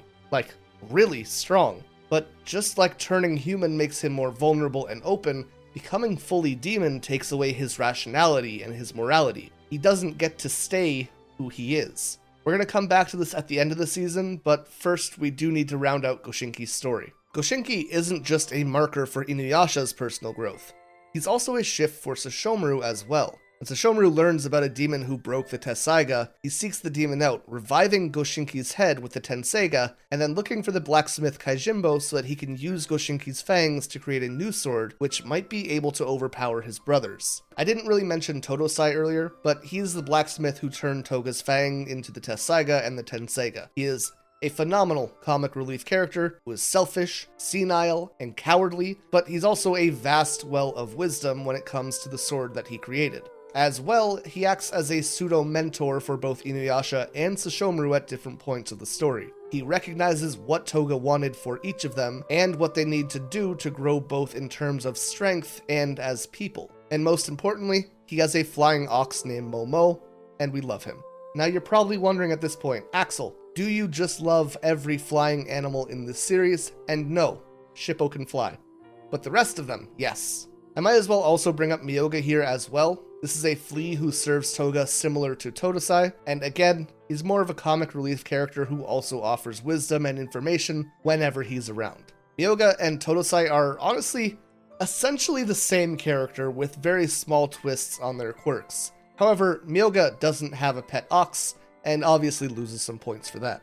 Back to Kaijimbo though, Totosai's former apprentice. Kaijimbo picked up a habit of making evil weapons through rituals like killing a bunch of kids to make a sword. And Totosai might be a bit of a bastard sometimes, but believe it or not a huge fan of killing kids, so he exiles Kaijimbo. As such, when Sesshomaru approaches him asking him to make a cursed sword to kill someone using Totosai's weapon, he's pretty excited about the idea of showing his superiority. So he makes this new sword from Goshinki's fang, the Tokijin. It is so filled with evil energy that as soon as the sword is completed, just touching it completely possesses Kaijimbo. He goes on a rampage and hunts down Inuyasha, and once he dies, the sword is just left in the ground, and the cursed energy around it is so strong that anything that gets remotely close to it is vaporized immediately. This is a more badass version of the Sword in the Stone. It is the Demon Excalibur, and much like King Arthur, Sesshomaru shows up, sticks his hand into the energy field, and pulls out the sword, completely dispelling the aura and gaining mastery of it.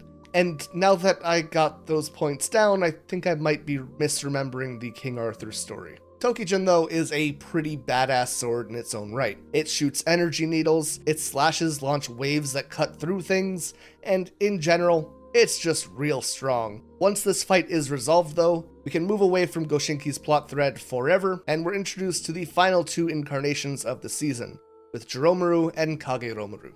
Now, the first three incarnations, phenomenal. I love them. These two are easily the worst in the entire group.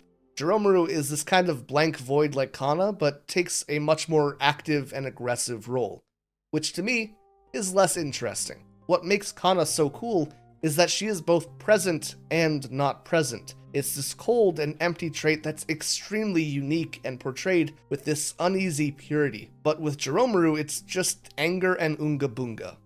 And Kageromaru is no different. He is this gross parasite that lives inside of his brother and is a total sadist. And the longer that these two are on screen, you just see the difference between Kana's one-note emptiness and their one-note rage. There is no creepiness, there is no mystery, it's just a desire to kill, and that makes them no different than every other nameless demon we've seen so far. That said, something of note here is that both Joromaru and Kageromaru seem to be independent and able to act against Naraku's will, even attacking his puppet. It's never really diverged if this is just Naraku letting them do their thing while they attack Inuyasha, and possibly he still has a way to gain control of them from afar. We see him doing something similar to this with Hakudoshi and the infant later on, lets them run amok until they become a nuisance to him, and then he flips a switch that allows them to die. Soon after this, Kagome again finds Kikyo and Inuyasha doing the old smoochy smooch, gets real upset and heads back home, and I'm so glad she does, because this is one of the best episodes in the series.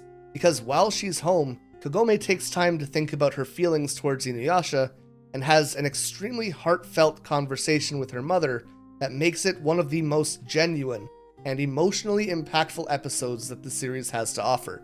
I cannot say enough good things about this episode, but it's one that really acts to ground the character, at least for a while, and ultimately leads her to the very melancholic decision that even if Inuyasha chose that he didn't want to be with her, she still wanted to at least be around him. And just after Kagome returns back to the past, we actually have my favorite episode of the entire show. Inuyasha and Miroku get caught in Gatenmaru's acidic cocoon, and the Tessaiga is out of reach, meaning that at any moment, Inuyasha is about to go full demon while trapped in a confined space with Miroku, and it is incredibly tense. But once he actually does transform, it's a bloodbath. One of the most brutal moments in the series, as he kills Gatenmaru and slaughters every single one of his men, even chasing them down until he's stopped by Sesshomaru.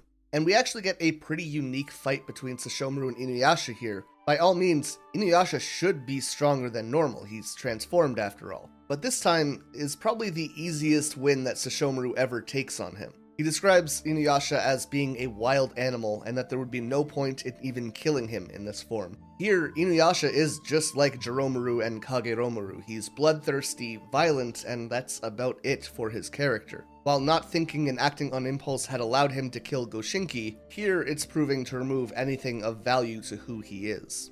When he comes to and realizes what he had done, he is sickened and he goes full Lady Macbeth, trying to wash the blood off his hands, but the smell won't go away.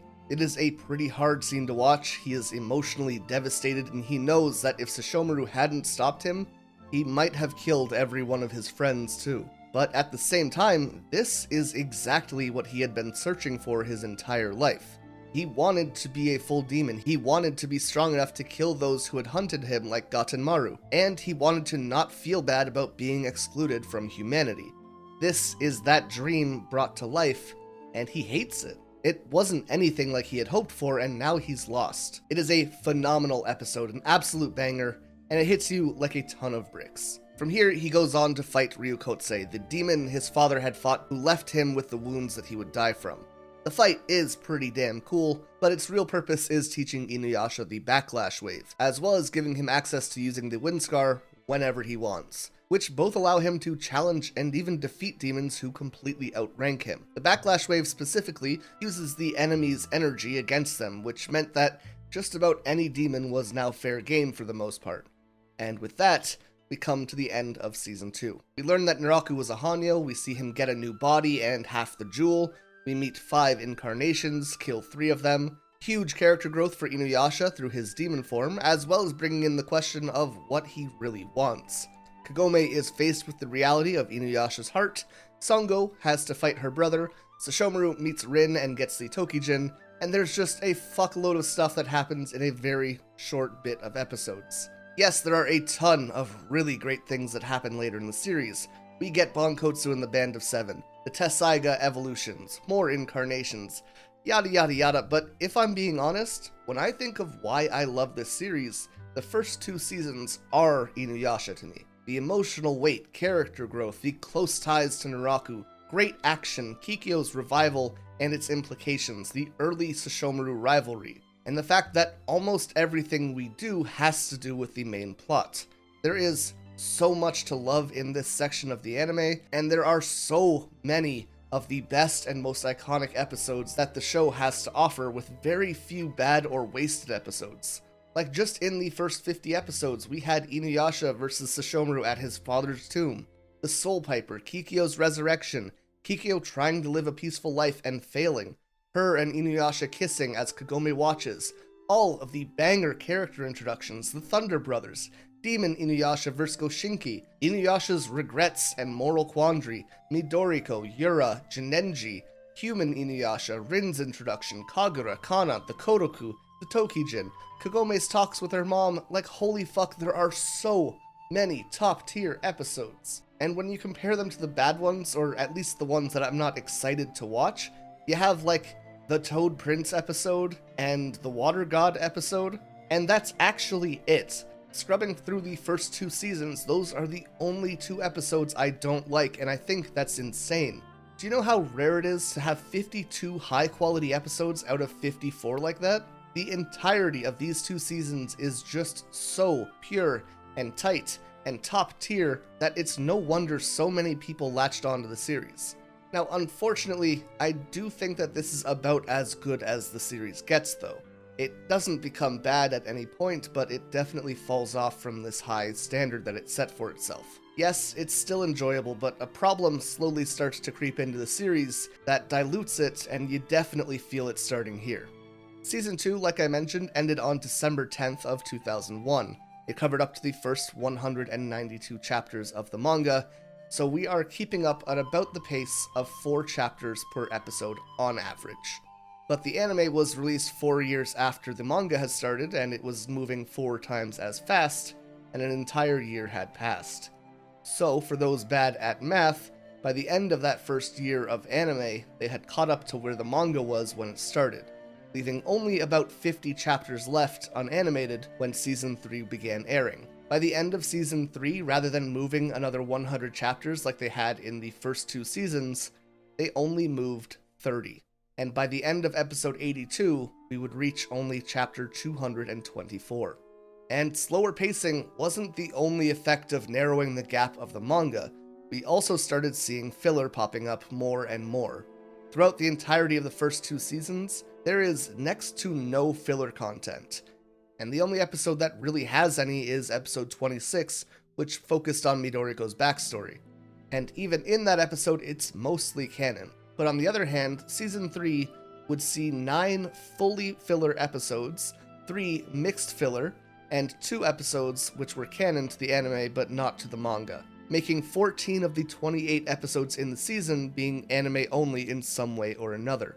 We went from almost no filler to half of the season being filler. The worst that this problem would ever become would be in season 4, with it simmering down in season 6, and the final act having a whole other clusterfuck to deal with, but we will touch on that as we get there. Things weren't all doom and gloom for the series though, as 5 days after the end of season 2 ended, we had Inuyasha the movie, Affections Touching Across Time. This was directed by Toshiya Shinohara, produced through Sunrise, and had a screenplay from Katsuyuki Sumisawa. The movie saw a decent amount of success, making just over $10 million at the box office, and it's actually the Inuyasha movie that would perform best. The plot of the movie saw a shard of the Shikon Jewel animating a descendant of one of Toga's rivals, making Inuyasha and the gang try and defeat them. It had a few really cool aspects to it. The villain is interesting and feels powerful, though I do think his giant T-posing form is a little bit silly. Meanwhile, the 2 girls working under him are phenomenal, one of them stealing Miroku's wind tunnel and the other taking control of Kirara. Meanwhile, Kagome is put under mind control and is put in the same position that Kikyo was as she aims an arrow at Inuyasha. I think one of the coolest moments in this movie though is when Ruri uses the wind tunnel and expands it hazardously like Miroku had feared his entire life. And yes, it does give her a lot more power, but it gets to the point where she spreads it too far and the wind tunnel consumes her. This is a really cool moment because it both contextualizes Miroku's fears and shows us that it is something that is very possible to happen to him. The movie as a whole is just very solid. I think it's something that any Inuyasha fan will enjoy, and it's a great place to start with Inuyasha movies. I will point out that all of the Inuyasha movies do have specific spots where they slot into the story, which I think is very cool, and they don't contradict or go against anything that is part of the story. So while none of these are considered to be fully canon, you could also just consider them as anime canon as well, and it wouldn't really get in the way of anything. But we're on to season 3, and finally, after all that build-up, the crux of this season is that Naraku can make hella strong barriers, and we need to find a way through them. But first, we start with some episodes about Shippo's love life, about Miroku and Songo's stuff, a bit about that fat dude with a tree, and Songo visits home for a bit. None of these episodes are bad per se. Some of them are actually pretty good, but you're immediately hit with this lack of progression feeling once we start this season. We then get to Tsubaki's arc though, which, fuck yeah, we stan Tsubaki in this house. She was a priestess who rivaled Kikyo and became jealous when Kikyo was charged with the Shikon Jewel instead of her, which is kind of ironic since Kikyo hated that she had to watch the jewel. Long story short though, Kikyo gets cursed to become weaker when she falls in love, which is ultimately what leads her to becoming weak enough for Naraku to mortally wound her. And as much as I love Tsubaki for being a petty queen who is just generally kinda hot, that's pretty much all that actually matters in this arc, unfortunately. We do get some really interesting development for Kagura though. We've always seen her struggling to work with Naraku, but starting here it becomes a lot more tangible.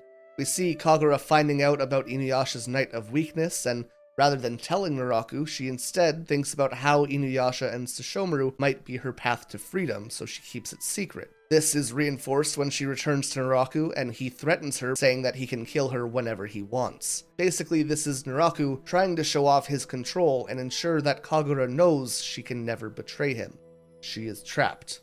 Which works pretty terribly, because she immediately gets her hand on some jewel shards and offers them to Sesshomaru to hunt down and kill Naraku. To which Sesshomaru just shoots her down and says she should deal with it herself. This is also the beginning of Kagura and Sesshomaru's dynamic. We see this growing over time. A lot of people are very big fans of it, but she does see him as this ultimate potential savior, recognizing that Sesshomaru is probably the baddest demon around, and if anyone's going to kill Naraku, it will be him. For much of the show, she has almost this hero complex towards him, but at almost every chance he gets, he turns her down and doesn't actually go after Naraku, so it's this strange push and pull dynamic between them. As the series progresses, they do get a little bit closer, but that obviously doesn't flourish into anything too serious because the whole death thing. But that is a story for later. When she does eventually return back to Naraku after being shot down, Kana leads her to the basement where she finds Naraku completely separated into hundreds of these gloopy demon parts connected to his head.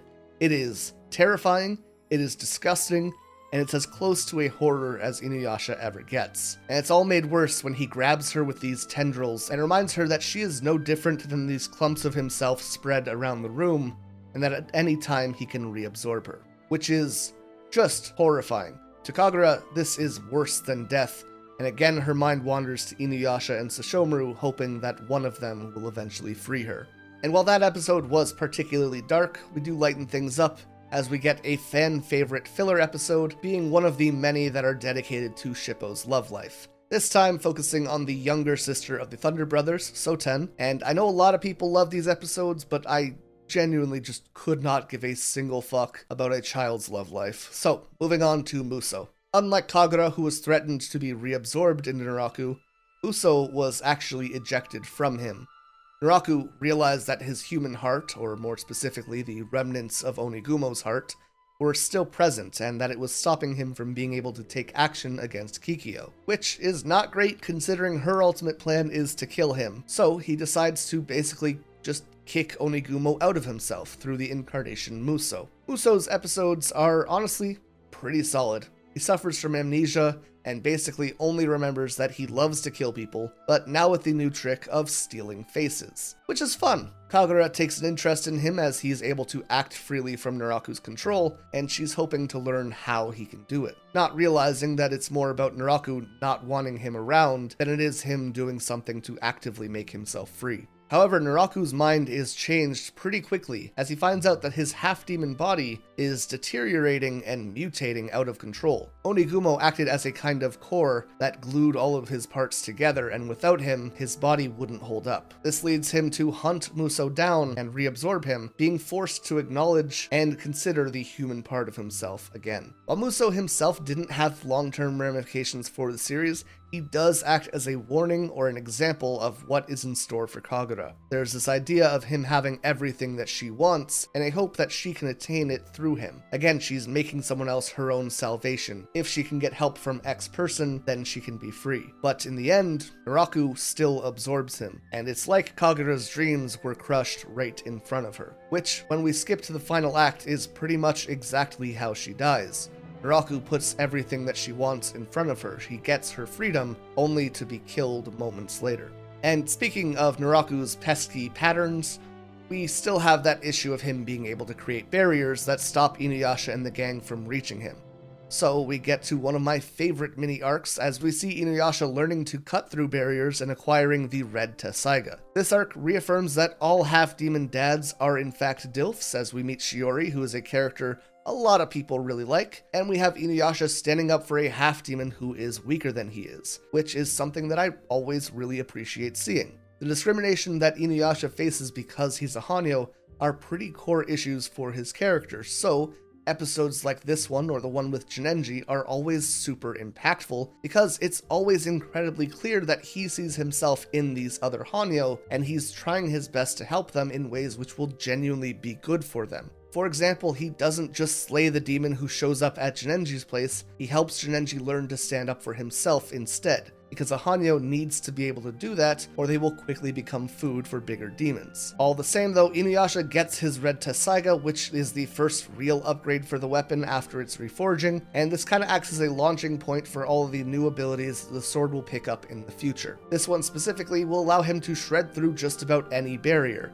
making Naraku an open target. And just like we have the constant progression of Inuyasha and Sesshomaru getting stronger back and forth, we also kind of get this back and forth between Inuyasha and Naraku going forward. where Naraku gets a new body, becomes unstoppable, and then Inuyasha gets a new Tessaiga form to counter it, and so on and so on and so on. But for now, Inuyasha has the upper hand, and naturally that leads us to the climax of this season, by which I mean a bunch of filler episodes. And again, when I say that this bogs down the progression of the series pretty heavily around this point, I'm not kidding. Especially considering that once we do get back into things, it's a pretty hype section of the story. And it just kind of feels strange that the Panther Demon section, which is again a fan favorite, would be placed at the climax of the season and not somewhere where it might not have impacted the story progression as much. Either way, the filler arc ends, and Naraku has captured Rin and is using her as bait to trap and absorb Sesshomaru.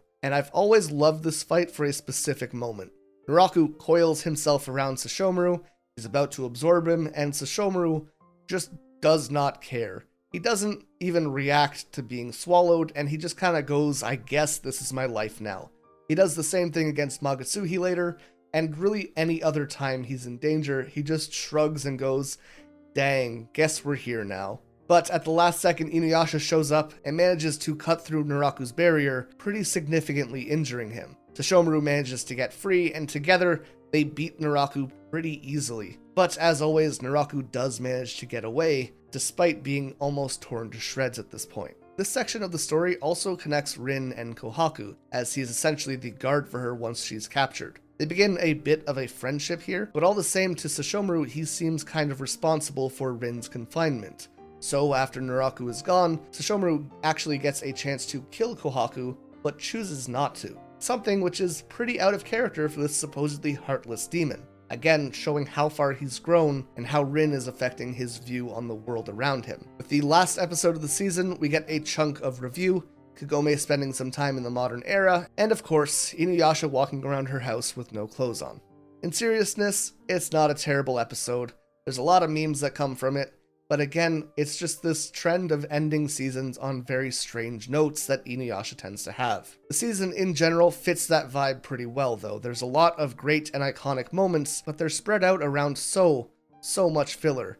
And the positioning of those filler episodes causes the actual plot to feel like it's moving at a snail's pace. It's almost like in a video game if you were to have a final mission to kill the big bad, but right before you go fight him, you decide to go fishing or do some side quests instead. It leads into these sections that should feel like climaxes, but instead are just very disjointed as a result. Season 4 starts off on a very similar note. We have a focus on Koga and Ayame, and then an episode where Kikyo meets Rasetsu, the bandit who Naraku had told to steal the Shikon jewel 50 years ago. These episodes are technically filler, but like the Panther Demons, these are episodes that really benefit the character development and build the world. So while they do interrupt the main plot, I usually find these episodes to be fairly good ones, at least in comparison to the Shippo Love style episodes. But after the few episode introduction to this season, we get an insane stretch of filler. From episodes 89 to 101 is completely filler. And of those 12 episodes, there is like one good one. And almost insultingly after introducing Ayame as someone who would be a core character to Koga going forward, we cap these filler episodes with one last appearance for her until the last episode of the show, where she barely plays a role. This character was introduced to be forgotten, and that's kinda lame. We do have a really solid episode where Kikyo and Kagome are trapped in a priestess-eating cave, and Kagome has to go out of her way to help Kikyo because Inuyasha would be sad if she died again. And it's a very strong episode for Kagome's growth, where it shows how far her maturity has come since she first came to the feudal era. This girl had a near existential crisis after seeing them kiss, and here she is actively saving her life. And in the midst of all this filler, we do get the release of the second movie, Inuyasha Beyond the Looking Glass. And this movie is a banger. The art is a little bit weird, but the villain Kaguya is so goddamn cool. It has a lot of the same good and bad parts as the first movie, which makes a lot of sense. Most of the crew involved is the exact same. But that said, despite the movie being better than the first one in my opinion, the box office was actually quite a bit lower, only earning $7.5 million. Beyond the Looking Glass has a lot of cool things going for it, but one of the most interesting things to happen in this movie is the death of Naraku. In the first few minutes of the film, the gang manages to actually defeat and kill him, and we see immediate effects as a result. Kagura is freed, Miroku's wind tunnel vanishes, and it's this feeling that the series doesn't get to experience again for like another 120 episodes. But of course, by the end of the movie, we do see Naraku pulling the strings from beyond the grave and returning to life, and if you haven't seen this movie, you absolutely should because it's a really, really great one. Back to the main story though, we come back from the movie and the filler and enter one of the most popular arcs in the franchise, the motherfucking Band of Seven.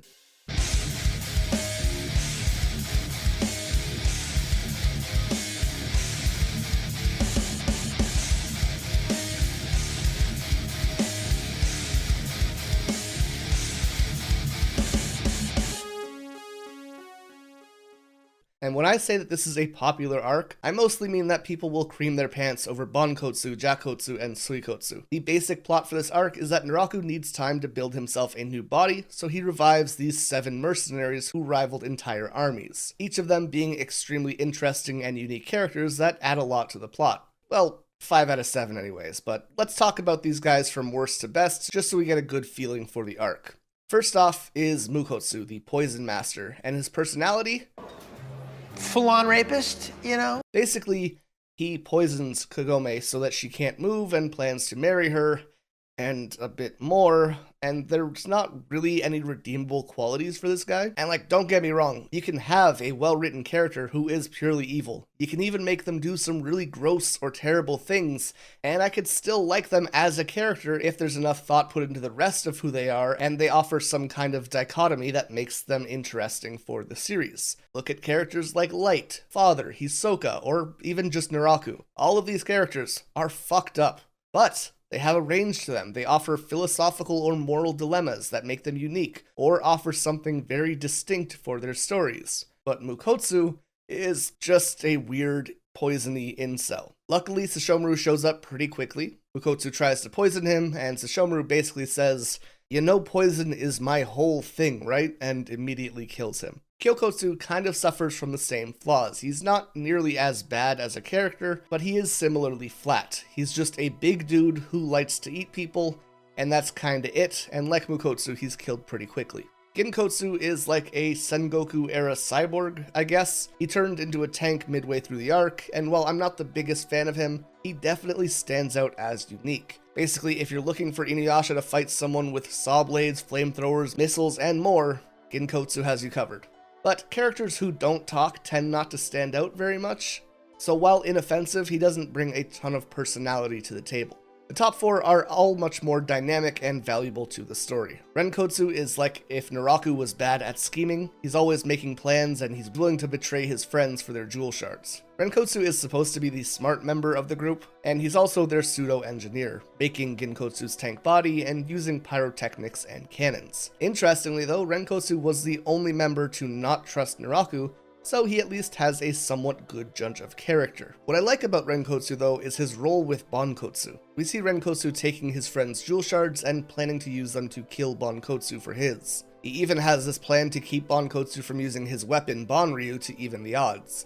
But as he approaches, Bonkotsu just jabs his fingers into Renkotsu's neck without even looking and pulls the shards from him. He then scolds Renkotsu for betraying his friends, but Renkotsu rebuts, saying that Bonkotsu is just doing the same thing, going on to say that the jewel shards make you stronger and that's all that matters. And then we have one of the biggest displays of balls in the entire series, as Bonkotsu says, "Sure, let's test that theory," giving him his jewel shards back and saying, "Don't worry, I won't even use Banryu." So Renkotsu, armed with his cannon, starts firing but can't land a hit, and Bonkotsu makes it right in front of him, scaring him and making him fall over, then saying, "Get onto your feet so I can kill you properly." He allows Renkotsu to get back up. Renkotsu even lights him on fire, and through the flames, Bonkotsu throws a needle into Renkotsu, knocking him down once again so that he can explain the difference between them, saying that he would never betray his friends. The idea being that Renkotsu actively killed his teammates for their shards, while Bonkotsu was using their shards to carry on their legacy. So, while Renkotsu is kind of a bastard and definitely falls short on all of his goals, he does allow for some of the better moments in the arc, and he enables other members of the Band of Seven to shine. Next up, Suikotsu, a kind-hearted doctor who, at the sight of blood, turns into Wolverine. This is basically the Jekyll and Hyde bit, but it's done pretty effectively, with both sides of the character being distinct and bringing a very powerful sense of identity to the table. Dr. Suikotsu is a likable and genuinely caring person, while his dark counterpart is a terrifying, bloodthirsty savage. I also really like that the Doctor would have nightmares and hallucinations remembering what he had done, as it's a really solid addition to his character. His Doctor side even asks Kikyo to kill him by removing his shard, but before she could, Jakotsu arrives to cut him open and steals it. And speaking of Jakotsu, what a phenomenally fun character. He is a perfect mix of ditzy, lighthearted, and flirty, all while being sadistic and crazy. We often see him flirting with Inuyasha, Miroku, and Sesshomaru, which, to Jakotsu, flirting also includes trying to kill the person. There's a conversation he has with Bonkotsu at some point that totally describes his character to a T. Bonkotsu asks him how many men they should get for their group, and Jakotsu says it doesn't matter as long as he has some hot ones. Bonkotsu then explains that they should probably focus more on strength over looks, and Jakotsu just laughs it off saying, Yeah, I guess you're right. If we recruited good-looking warriors, I'd just want to cut them up. What was I thinking? And it's just this casualness that goes along with his brutality that always made him stand out to me as a really great character to have on screen. Now, we've talked about him a few times before here, but the last member is their leader, Bonkotsu. He values loyalty, practicality, and action, but what makes him so cool as a character is the casual confidence that he carries himself with. He's kind of like if Sesshomaru had a real personality. He both always assumes he'll win a fight, while also hoping his opponents will challenge him. On top of that, he's just kind of a funny dude. I always think of this moment where he storms the castle to get Banryu back after being revived, and the samurais are just shocked, asking what happened to all their guards. We get the shot of a big group of soldiers all having their heads stuck in the ceiling, and Bonkotsu just says, I think they're a bit hung up right now. And it's just this perfect example of 1, how strong he is, 2, the big dick energy that he has, and 3, his general sense of humor. And honestly, between him and Jakotsu, they carry the arc super hard. Now, something to mention is the structure of this arc though. I talked about the filler problem that arises, but let's imagine that someone is watching Inuyasha by buying the DVDs of each season back in the early 2000s. The Band of 7 arc is about 20 episodes long, but despite that, you would only get about halfway through with the 4th season. Because there is so much filler in this season, they had to split the arc between seasons 4 and 5. Which it absolutely could have been done in one season if they had just flown directly into it rather than wasting so much time on filler. That said, of course, if you're watching it weekly or binge watching the show, you probably wouldn't notice, although because different seasons of Inuyasha tend to be streamed on different places as a pretty common problem, you might only have access to half of this arc depending on where you live, which is still kinda crazy. On top of that, just from my own sense of organization and liking things to be lined up cleanly, this shit drives me insane, which I can totally recognize is my own problem and no one else's, but it's still there. Anyways, Season 4 would continue until Bonkotsu gets Banryu back in episode 110, and Season 5 would begin on May 19th, 2003 with episode 111, running until episode 138. The first 11 episodes of which would be dedicated to closing the Band of 7 arc, culminating in a fight between Inuyasha and Bonkotsu. This fight is dope as hell. Inuyasha claws out the jewel shards as the fight continues, Banryu evolves into this demonic weapon, and it's that very power that allows Inuyasha to trigger the backlash wave and win the fight.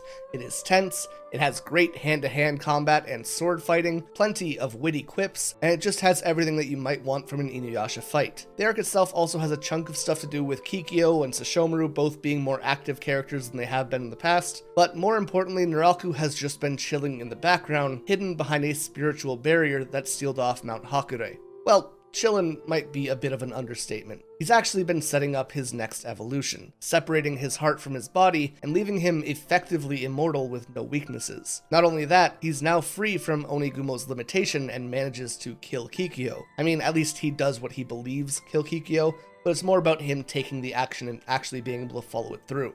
And finally, his removed heart becomes the infant and Kagura is charged with taking care of it. And all of that covers up to episode 125. We then get a short look at what the infant can do as it controls Kagome for a few episodes, and then with the exception of Mimi Senri and Miroku's confession, we enter filler hell again. We have Kagome's cultural festival, more of Shippo dating, Sara Asuno, the return of Madam Exorcist, Hojo's ancestor Kagome, and we get into the Hoshiyomi arc. And while these are filler, they tend to be episodes that people really like. Sara Asuno is incredibly heartfelt, Hoshiomi is a badass, Madam Exorcist and the Cultural Festival are just generally fun, and they're just good episodes. My only gripe is that we're again stepping away from the main plot, and it cuts into the progression of the story, making it feel so much longer than it needs to be. Like, this chunk of episodes are great, but they don't really have anything to do with the progression of the plot. Also, I know I really haven't talked too much about Miroku and Songo at this point, despite them being two of my favorite characters, but that's mostly because they tend to go through more small but frequent shifts in character that are a bit more difficult to point at and say this is the moment where something changed for them. Whereas when we look at Inuyasha, Kagome, Kikyo, or Naraku, you can see specific moments that were very impactful for their character. However, by the time that Miroku's confession comes around, they are pretty openly into each other, despite Miroku still being a little bit of a lecher. And in this episode specifically, we even see Miroku asking Songo to be with him and have a family when they've managed to kill Naraku, which is a really sweet moment. And on top of that, just before the end of the season, after episode 136, we have the third Inuyasha movie, Inuyasha Sword of the Honorable Ruler, which would release on December 20th, 2003. Despite the trend of these movies performing worse and worse over time, with this movie only making about 6.6 million at the box office, this is easily and pretty without contention the best movie that Inuyasha has to offer. It really is a competition for second place between the other three, because this one is just so phenomenal. Inuyasha's father has always been such an interesting mystery, and this movie opens with how he died. We see him and Sesshomaru talking after Toga had just fought Ryukotse and Shishinki, and Sesshomaru gets on with his whole "I will defeat you and take the Tessaiga" and yada yada speech, but Toga leaves him to go save Inuyasha and Izuyoi. Izuyoi had been discovered for having been with a demon, and because she was going to give birth to a Hanyo, her samurai Takamaru decides to kill her. And like, we can be real, it's because he wanted to sleep with her and she didn't want to. Toga arrives, wounded from his previous fight, blows through all the guards, and uses Tenseiga to revive Izuyoi. Now, an interesting note here is it's not really clear if Inuyasha had been revived as well, or if Takamaru had just killed Izuyoi. But if he had been, it would mean that he can't be revived with the Tenseiga in the future, which could be a very unique arc. Regardless, Izuyoi pops back up, Toga gives her the robe of the Fire Rat, names Inuyasha, and tells them to run as he holds off Takamaru in the burning mansion, ultimately leading to both him and Takamaru dying there. The movie then picks up when Sounga, Toga's other sword, manages to find its way to the underworld where it latches onto Takamaru, and it's up to Inuyasha and Sesshomaru to work together to defeat the man who killed their father, all while that man is using their father's greatest weapon. It's a great movie, it has a lot of cool Inuyasha and Sesshomaru moments, the fights are hype, Sounga is actually insane, it is so badass, and it's just all around a really good time. But that leads us to episode 139 and the final season of the original run of Inuyasha, starting on January 26, 2004. Clearly, they were aware that things were going to be coming to a close because this season has a lot crammed into it, and outside of the first little bit, it's almost entirely canon. They weren't trying to waste any time with it. Despite that, this has always been what I consider to be one of the weaker parts of the story, and there just generally isn't a ton to talk about, even though they were forcing their way to closing this arc of the story by jamming in as much as possible. The season opens up with Hakudoshi, Entei, and the search for the gate to the world between the living and the dead. And let me just be upfront with you when I say I couldn't really be fucked to care about Hakudoshi. There are several characters in the show that I'm not crazy about, but Hakudoshi just doesn't pique my interest at all. I know a lot of people do like him, it's kind of lame to me. I don't know what it is, I just never resonated with him at all. He's like a total bastard, but like not in a fun way, and it just comes off as annoying arrogance. And especially after he splits between Hakudoshi and the infant, it just bleh. Now, we do meet someone here whose arrogance is totally fine, and that is Princess Abby. And if you're asking if I just like this character because she's attractive, anyways, Abby gets fooled into working for Naraku, and she basically becomes a second Kagura while Kagura is on the run with Hakudoshi. We also get episodes 147 and 8, which are a full look back at Inuyasha and Kikyo's backstory. Easily one of my favorite things the series has ever done. It is beautiful, it has tons of emotion, it has great use of music throughout the entire thing, and while it's a jump away from the main plot, it definitely offers enough character development to more than justify it. Honestly, these episodes really felt like they were something special for the series, and I've always really appreciated them for that. Shortly after this, we have Kikyo's revival by Kagome, and this is just another instance of me actually really liking Kagome. By this point in the story, she is much more likable and just a better character all around. She's actively making the choice to save Kikyo with no hesitation. She gets the chance to look into Kikyo's mind and see what happened between her, Inuyasha, and Naraku 50 years ago, getting a full understanding of how trapped Kikyo was in that moment. Which is probably why after Kikyo leaves, Kagome even tells Inuyasha to go after her, even if he does turn the idea down. On a less wholesome side, we catch up with Kohaku, who is guarding over the infant. Naraku orders him to kill everyone in the village, and it effectively makes him relive killing his own family and fellow demon slayers.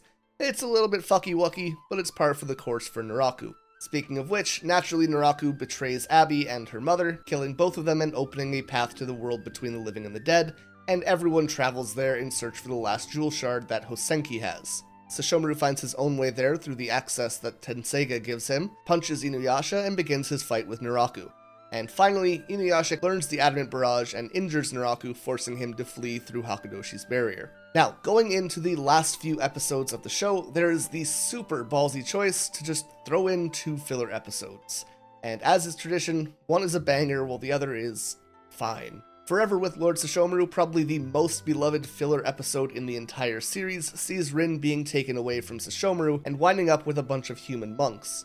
They want to bring her back to living with humanity so she can have a normal life, and when Sesshomaru finds them, rather than charging in and killing them, he waits and listens to see what Rin wants to do. And once she says that she wants to stay with him, he emerges, scares the hell out of the monks, and leaves them without causing any casualties. This is a very different character than who we were first introduced to, and it's an episode that really makes that point shine. There's also a moment in this episode where Jokin confronts Rin with the idea that she will likely be dead long before Sesshomaru does, and even so she chooses to stay with him given that choice. We later see her asking Sesshomaru if he's going to remember her after she dies, and he tells her not to talk about silly things, his own way of saying that he does care without having to actually acknowledge it vocally. Rin to this point has really opened Sesshomaru up as a character. He is far from as heartless as he started out, and it's entirely thanks to her. As for Rin herself, Sesshomaru and Jokin help her change from a girl with no voice to one who is happy and speaks her mind and who is almost always a bright spot on the story. I find it just difficult to dislike Rin as a character. She is so pure and joyful, she makes Jokin's life miserable, and honestly, what more could you really want? And aside from that, we're basically at the end of the original series. We get the Fuyoheki, Moriomaru gets brought into the picture, and there's one final fight with Naraku. Now, I do love that in this final fight, the Tessaiga gets tainted by the jewel for a moment and forces Inuyasha to transform, but when Kagome charges into literal acid, she can purify the jewel and bring Inuyasha back to his senses. It is an excellent moment with the jewel-enforced Tessaiga and Kagome's support. Inuyasha manages to scare off Naraku, and things are left inconclusive. And while the story with Naraku might not have ended properly or really at all, we do get this heartfelt moment between Inuyasha and Kagome at the end, and for a story with no ending, they at least closed it on a very emotionally charged note that left it somewhat satisfying. With that though, the cast would thank the viewers for watching, say the adventure was far from over, and on September 23rd, 2004, fans would be left with no resolution left in sight. We couldn't have done it without you. We'll see you again soon, both in the Inuyasha movies and in the graphic novels. And hey, thanks again. Speaking of which, there was a movie coming out only 3 months after the series ended.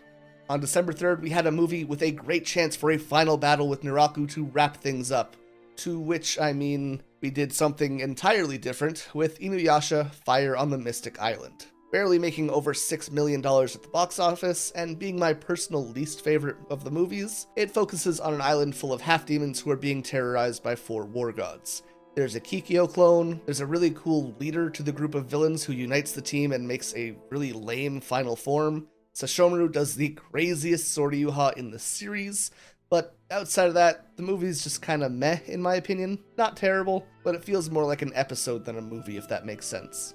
Like in the first movie, we fought against the descendant of one of Toga's rivals. The second, we kill Naraku, a goddess is revived, and Naraku is brought back to life. And in the third movie, we learn about Toga's death and a legendary sword. In this movie, it just kind of feels disconnected from the story as a whole, especially considering where the anime left off. and it wouldn't be until another 5 years later that the show would return for Inuyasha the Final Act, starting on October 3rd, 2009. And there are a lot of things to talk about here. While the Final Act has a lot of phenomenal moments, it suffers from a pretty massive issue. As I said, the original series would cover the first 350 chapters of the manga, and this would be done over a 167 episode run. The Final Act, though, would be required to cover the rest of the series up to chapter 558. That's another 200 chapters in only 26 episodes, basically double the speed of the first season. The idea for taking a hiatus was so that the manga could get far enough ahead or finish up so that the anime wouldn't keep having this issue of fillers popping up over and over again. Well, that's great in theory, but when you only get called back for a single season, 26 episodes to cover 200 chapters, you get the opposite problem. You need to cut out so much content and squeeze in as much as you can to fit that, and as a result, the season feels super rushed and can feel a bit confusing. Which, to be fair, when you're jumping around as much as they are, that's completely reasonable. Just as an example of what I mean here, episode 1 of the Final Act has references to chapters 359 to 362, 367 to 373, 375, 378, 392, 411, and 417. And that's just a lot for one episode to cover, and it's a problem that consists through much of the Final Act. To be fair though, as a result of so much being crammed into a small space, you kinda get a greatest hits section of those 200 chapters, and almost every episode has something very solid to offer. Especially early on, we see a lot happening very quick. The first 2 episodes have some of the greatest moments in the series.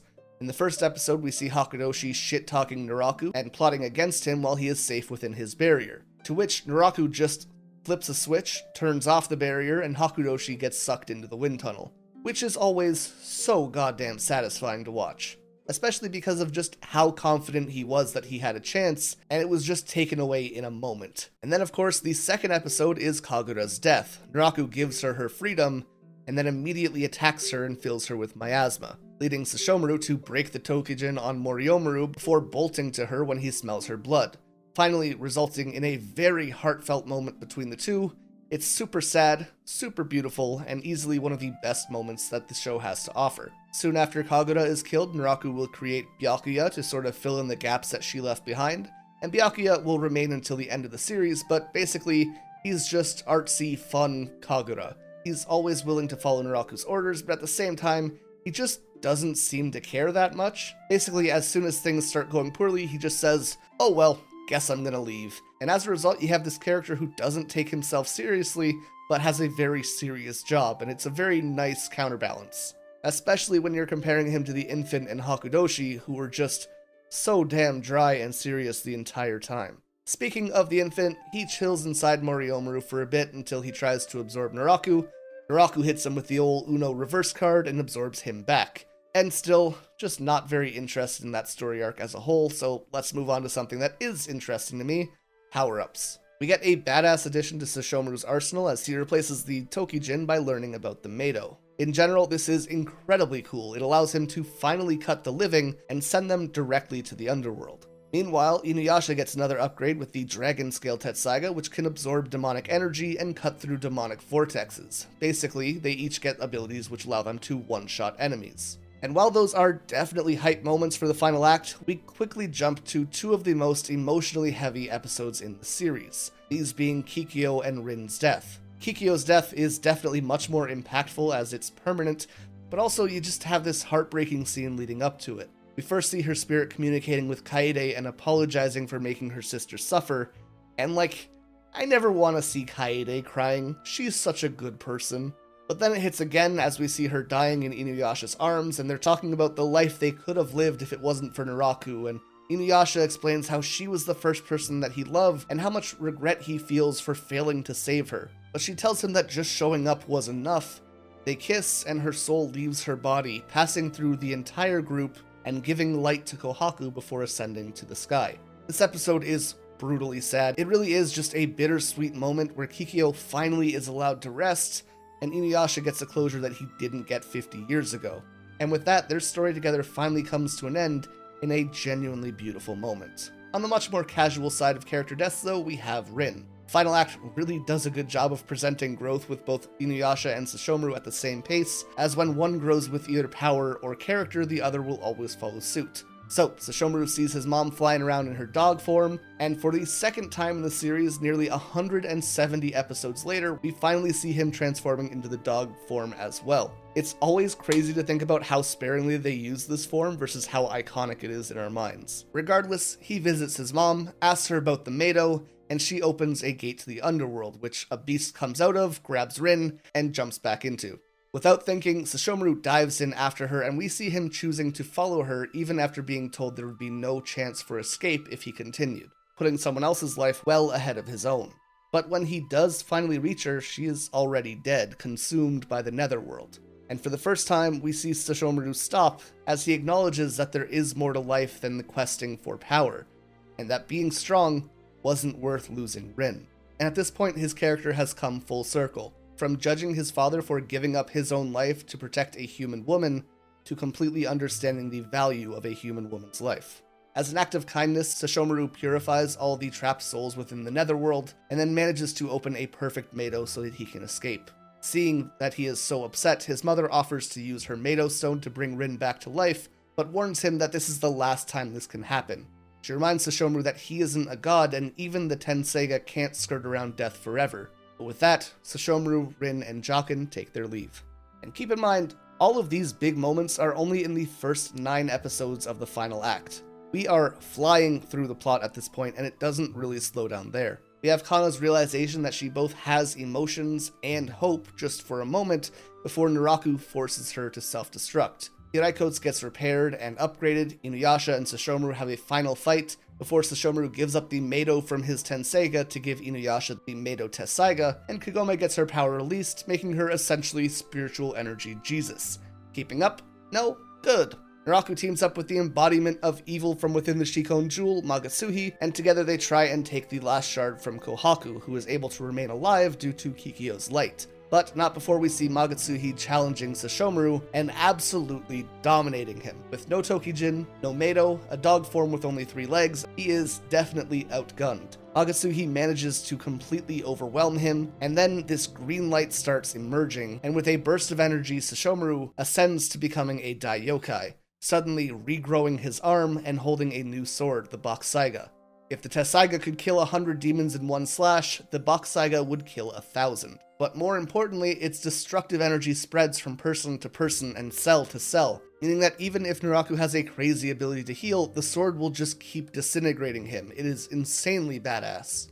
We even get this moment soon after where Byakuya shows up with an army of demons, and Sesshomaru clears them out with one swing. And we just have Byakuya there, face full of confusion, and it's just crystal clear that he doesn't get paid enough to deal with this. But with that, we're ready for the final battle. Naraku has the completed Shikon Jewel, Inuyasha has the Meido Zangetsuha, Kagome is a spiritual nuke, Sango's Hiraiko's and Sesshomaru's Bakusaiga are more or less able to melt demons, Iroku's wind tunnel is about ready to burst and absorb himself, and Shippo is also there. Sorry, I had to get one more in. Naraku turns himself into a giant spider and everyone is forced inside of him to start fighting. And here they fall into his traps. Naraku casts illusions and forces them to come face to face with their greatest fear, showing Miroku his father's wind tunnel swallowing him whole, and while he is used to that, Sango sees it and becomes terrified of what will happen. Meanwhile, Inuyasha gets possessed by Magatsuhi, however, he is definitely struggling to keep control. Magatsuhi gets so frustrated that he's about to jump to a different body, but as soon as he tries, he gets caught in Inuyasha's demon vortex, and Sesshomaru uses the opportunity to kill him. And while all of that is happening, Sango and Miroku wander into even more illusions. Naraku is holding Rin hostage, and Sango is forced to choose. She can either kill Naraku and Rin, or watch Miroku use his wind tunnel and have it consume him. She decides that she'll choose Miroku's life over Rin's, and throws the Hiraiko's, but at the last second, Inuyasha and Kagome arrive to dissolve the illusion, revealing that this Naraku was a fake, and she would be killing Rin for no reason. A lot of people get on Sango's back for wanting to kill Rin, but this is just the trolley problem. Do you let the train kill a child or the person you love? And honestly, I'm choosing my loved ones every single time. Sorry fam, that's just the reality of it. Not to mention, it isn't just some kid and the man she loves, it's a kid and Demon Hitler versus the man she loves. So yeah, Rin, you already had 3 shots at life, get over it, you're gone. And with the illusions finally out of the way, everyone can converge on Naraku for the final fight. Kagome questions Naraku's real desires and argues that the jewel never granted his wish, and it hadn't. Onigumo had never got the chance to be with Kikyo like he originally wanted. Eventually, through a big group effort, they do manage to defeat him, but with the last of Byakuya's strength, he uses a stolen Meido to imprison Kagome within the Shikon jewel. We pick up with the battle between Midoriko and all the demons still rampaging, as we learn that just as Naraku had been manipulating those around him for the last 50 years, Magatsuhi, the evil within the jewel, was also controlling Naraku. Inuyasha follows Kagome with the Tessaiga, and once they're together, Kagome makes the final wish to banish the Shikon jewel forever. They do the kissy kissy, Naraku, Midoriko, and the demons fade away forever, and the story meets its end. With this, Kagome returns to the modern era, but after 3 years, she finally finds a way back, where she is reunited with Inuyasha, Shippo, as well as Miroku, Sango, and their 3 children. Kohaku becomes the leader of the Demon Slayers, Sesshomaru chills around the village, and Rin lives with Kaede, and finally, the Inuyasha anime has its ending on March 29 of 2010. The manga itself would also get one more chapter, chapter 559, entitled Inuyasha Since Then. This was sort of a bonus epilogue chapter released after the Tohoku triple disaster in Japan to raise money for repair efforts. The chapter would later be adapted into the first episode of Yashahime, but we'll talk about that shortly. First, I want to give some just general thoughts on the series as a whole. I think Inuyasha is a story that anyone can really enjoy or fall in love with. There is a lot of great action, an engaging cast of characters that you genuinely care for, phenomenal development in characters like Sesshomaru, Naraku, Kagura, Kikyo, Inuyasha, and Sango that grow tremendously throughout the story. There's comedy, there's romance, there's blood, gore, violence, and historical references sewn into the fabric of the series. The show has something for everyone, and while the first 2 seasons are probably my favorite by far and are easily the most consistent, every season has iconic moments that hit super hard or just get you very hyped. And while yes, there is a major problem with filler towards the middle of the series, the decision to make the vast majority of that filler into episodes which are focused on exploring character dynamics and building relationships or the world or the lore that we're working with makes most of those episodes have intrinsic value that benefits Inuyasha rather than being a detriment for it. I'm not saying there are no bad fillers, there's a lot of bad filler, but even those tend to be used for growth or are at least funny enough that most people like them. The only time these really get in the way of the series is when they pop up at really strange or inopportune times, or when they go on for an excessive amount of episodes in a row, which really drag out the story, and again, we specifically see this happening at both ends of the Band of Seven arc. What really made Inuyasha special, though, was the way that Rumiko managed to tie her characters together through purposeful and tangible goals and aspirations. Everyone knew what each character should be doing at all times, and because of this, the series always felt like it made sense regardless of what was happening in the story. Not only that, but there were powerful and intentional themes and motifs that acted as through lines in the story, and as a result, it always feels like Inuyasha.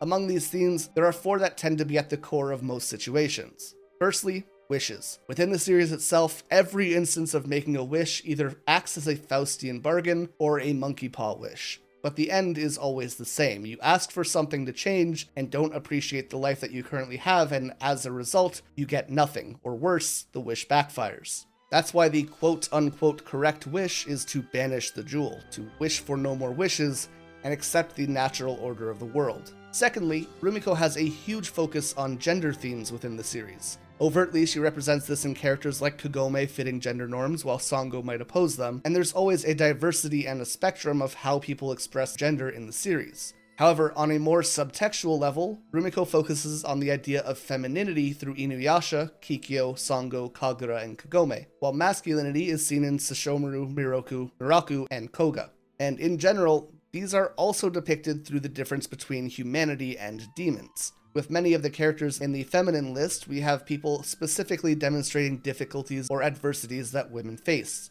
Kikyo is forced to live a life that she doesn't want to. Sango demonstrates women can be powerful and stand up for themselves, but because of this she can struggle to feel vulnerable because she thinks she needs to be strong all the time. Kagome is just a very stereotypical view on what adolescence is like for girls.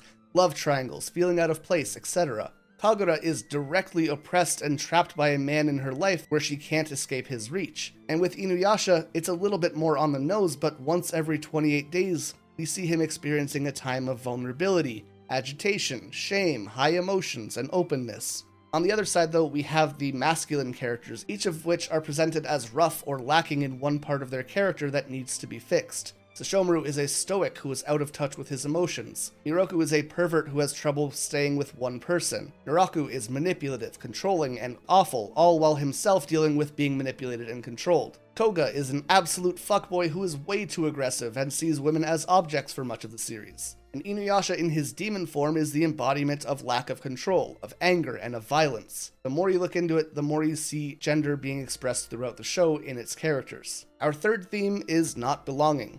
We've talked about this already, but Kagome is in the wrong time, Inuyasha's a Hanyo, Kikyo is the Walking Dead. It's a smaller core of characters, but it has a heavier emphasis throughout the entirety of the story. And finally, the last theme is manipulation and abuse. Naraku is the common thread that ties so many characters together. These are the people that he abuses and then leaves in a web for him to consume later. It's only through working together, opening up to friends, and challenging that abuser, which our casts are able to attain closure, freedom, new love, and in some cases a second chance at life. These aren't all the themes that are present in the series, but these are the big four in my opinion, and every part of the show comes back to at least one of these themes in some way or another. In most cases, this is also the difference between a good and bad filler as well. Good filler like the Sara Asuno episodes will explore these themes of wishing and wanting to belong with someone, and unrequited love, femininity, and manipulation. It hits all the bases, and that's why it's such a good damn arc. The episodes and filler that I tend to dislike are the ones that barely touch on these themes, and to me at least, that was always the big difference maker. But on the note of stories which don't meet the core themes of Inuyasha, I guess it's time that we touch on Yashahime. This brings us to October 3rd, 2020, with the release of the first episode of Hanyo no Yashahime. And before we get into it, let me be clear. I had fun watching Yashahime. It was an okay time. Does that mean that the show is great? No. I am not blind or ignorant to all the massive, glaring issues that it has, and there are plenty of issues. In honesty, the reason I enjoyed the series as much as I did is because of the sense of community that came with it. My channel was growing, I got to meet a ton of new people, made a lot of new friends, and that's what made the series fun, sharing it with them.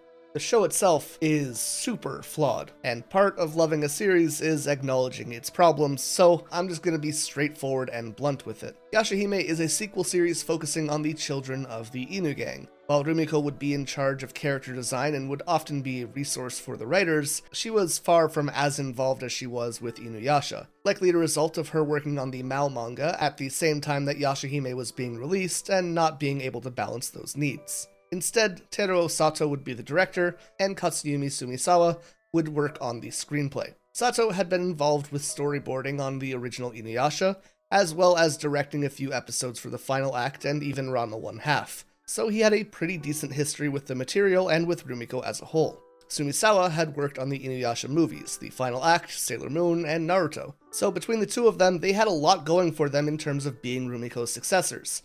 On top of that, because of the clamor for a Sesshomaru spin-off series after Inuyasha ended, this series would have a focus on his daughters, with Toa playing the main lead, with her twin Setsuna and Inuyasha's daughter Moroha playing a more duotaragonist or secondary protagonist role. While those two definitely were important to the series, it more often felt like they were the Miroku and Sango of the group, where the story would follow Toa primarily, and the other characters just got significantly less screen time and attention. When it was announced, we were also kind of teased that Sango and Miroku's son, Hisui, as well as Kohaku and a Shippo clone named Takachiyo, would be forming our core cast along with the girls. However, things didn't really shake out that way. On top of that, they very intentionally kept the twins' mother a secret for a very long time, sparking some of the most annoying and angry fan debates I've ever seen, with half the viewers thinking that it would be Rin and the other half thinking it would be the already deceased Kagura.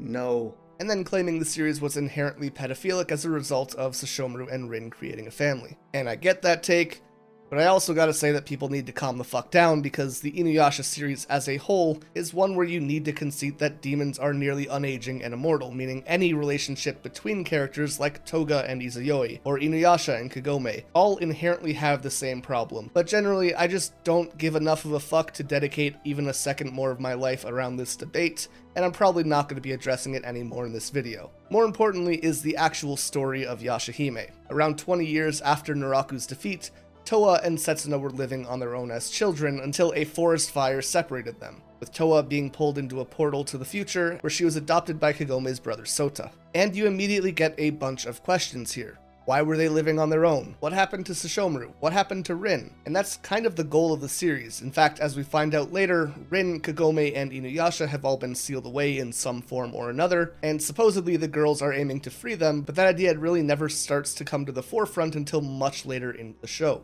On top of that, Miroku is doing a Kaihogyo, or a 1,000-day training. Shippo is doing Fox School or some shit like that. Sango is mostly written out of the show, and this is the only shot that we see of Koga. And this is the biggest gripe with Yashahime as a sequel to Inuyasha. The characters that we grew to know and love were almost entirely taken out of the series, and we're left with this strange limbo where everything feels kind of familiar, but the people that connected us to that world are gone. And it's not like all of those characters needed to play a heavy or active role in the sequel. Hell, the idea of a few of them being sealed away and people needing to go find them is actually a very good one if it's being addressed actively, but it just wasn't. Instead, it seemed like they were going out of their way to avoid including any of the old cast, which just felt crazy. Let's be real, the pull towards Yashahime was nostalgia, and at the same time they were holding that nostalgia hostage from their fans. They were quite literally putting up a sign saying, hey, you loved Inuyasha and we have Inuyasha, so come check it out.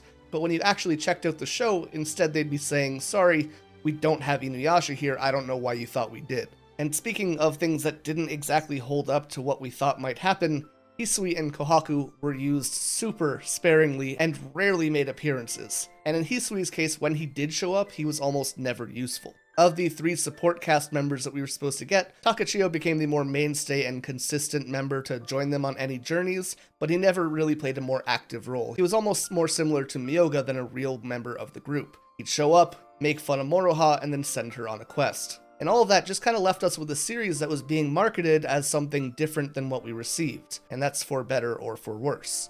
The girls themselves were also very, let's say, divisive characters. Toa is this tomboy raised in the modern era who struggles with the morality involved with survival in the past. She's idealistic, she's naive, and of the 3 girls, she is easily the one that people have the biggest problem with, which might not be an issue if she wasn't the main protagonist. The biggest complaints about her were that she was a Mary Sue, and that she would have to be given the same lesson to relearn over and over again. While I don't think she's exactly a Mary Sue, I definitely do see the argument. For me, the biggest problem with Toa though is that she just wasn't really funny, charismatic, or engaging. There are a lot of people who like her, but I think that most people can acknowledge that her character doesn't get the development or writing that she needed to shine properly. What made Inuyasha and Kagome fantastic leads for their story is that both of them have a lot to offer in terms of personality. There is clear development, they're both very funny, they are strong characters on their own, but they also supplement those around them. And with Toa,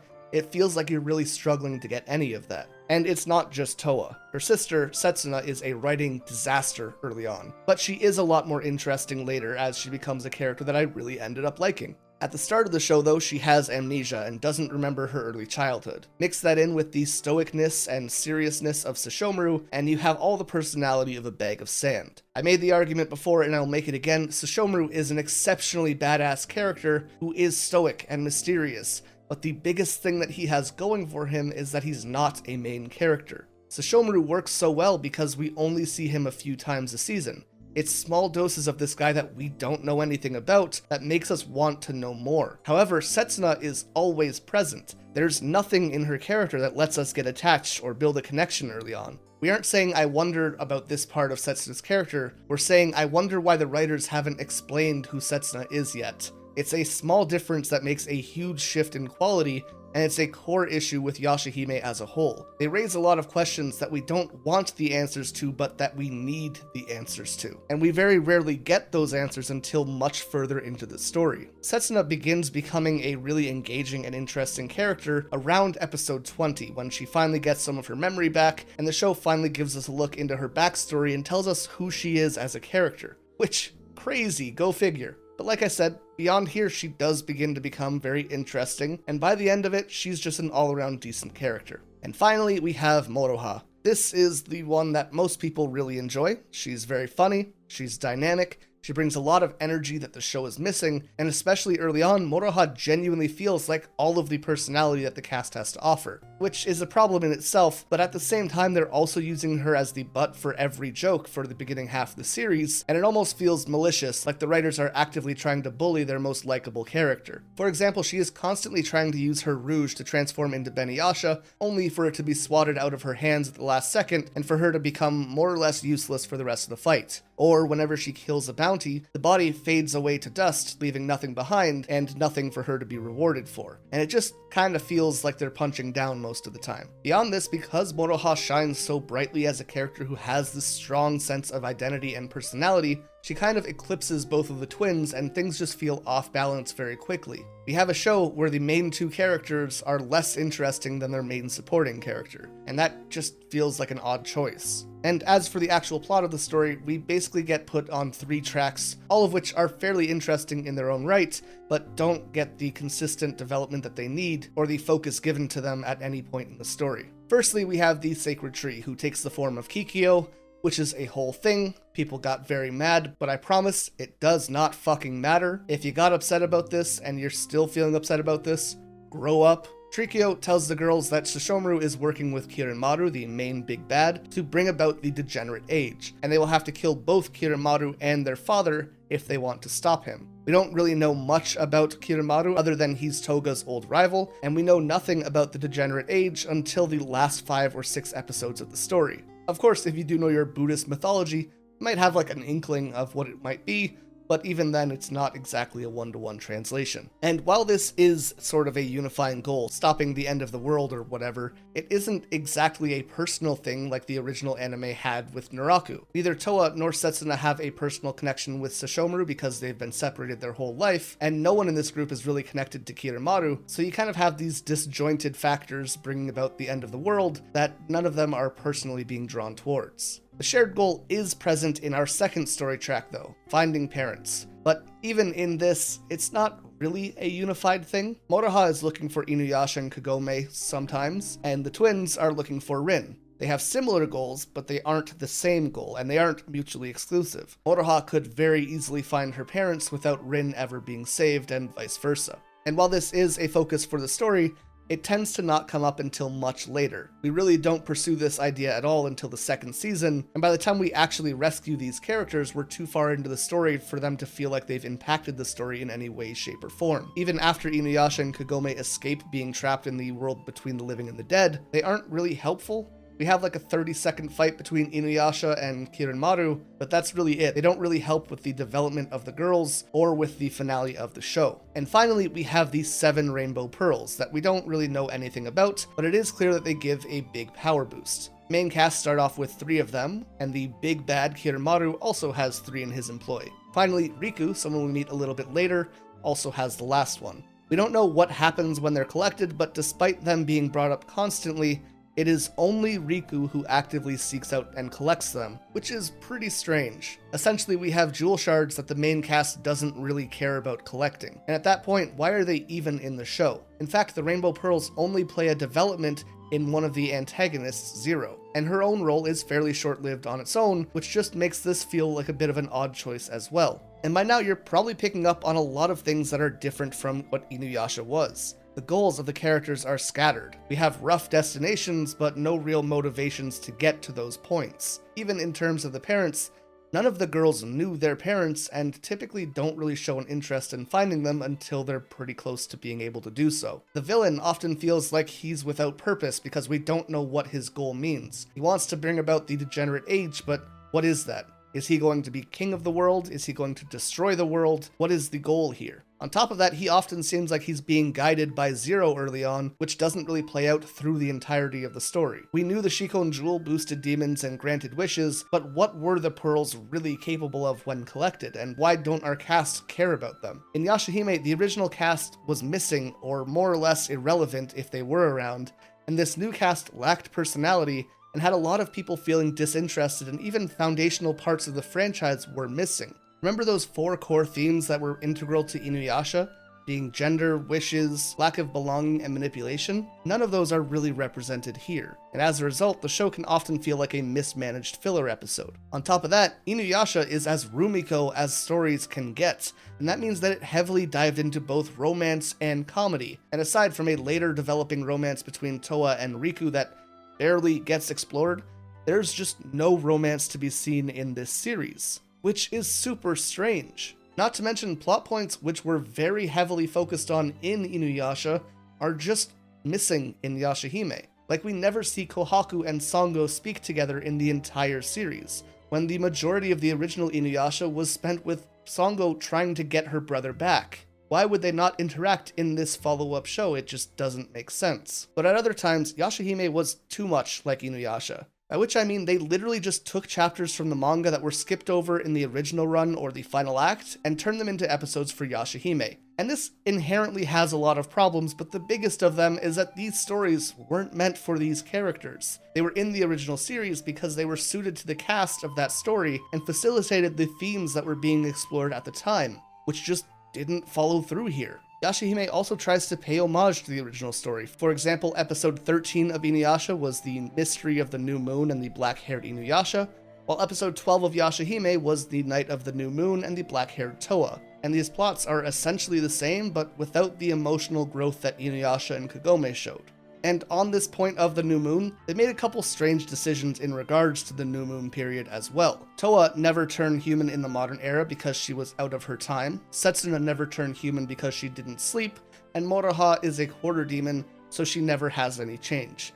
And you kinda just have to shrug and say, sure, why not? Because in terms of Toa, this feels like they made the mistake of saying, hey, wouldn't Toa have known this in the present? Oops, we didn't think about that.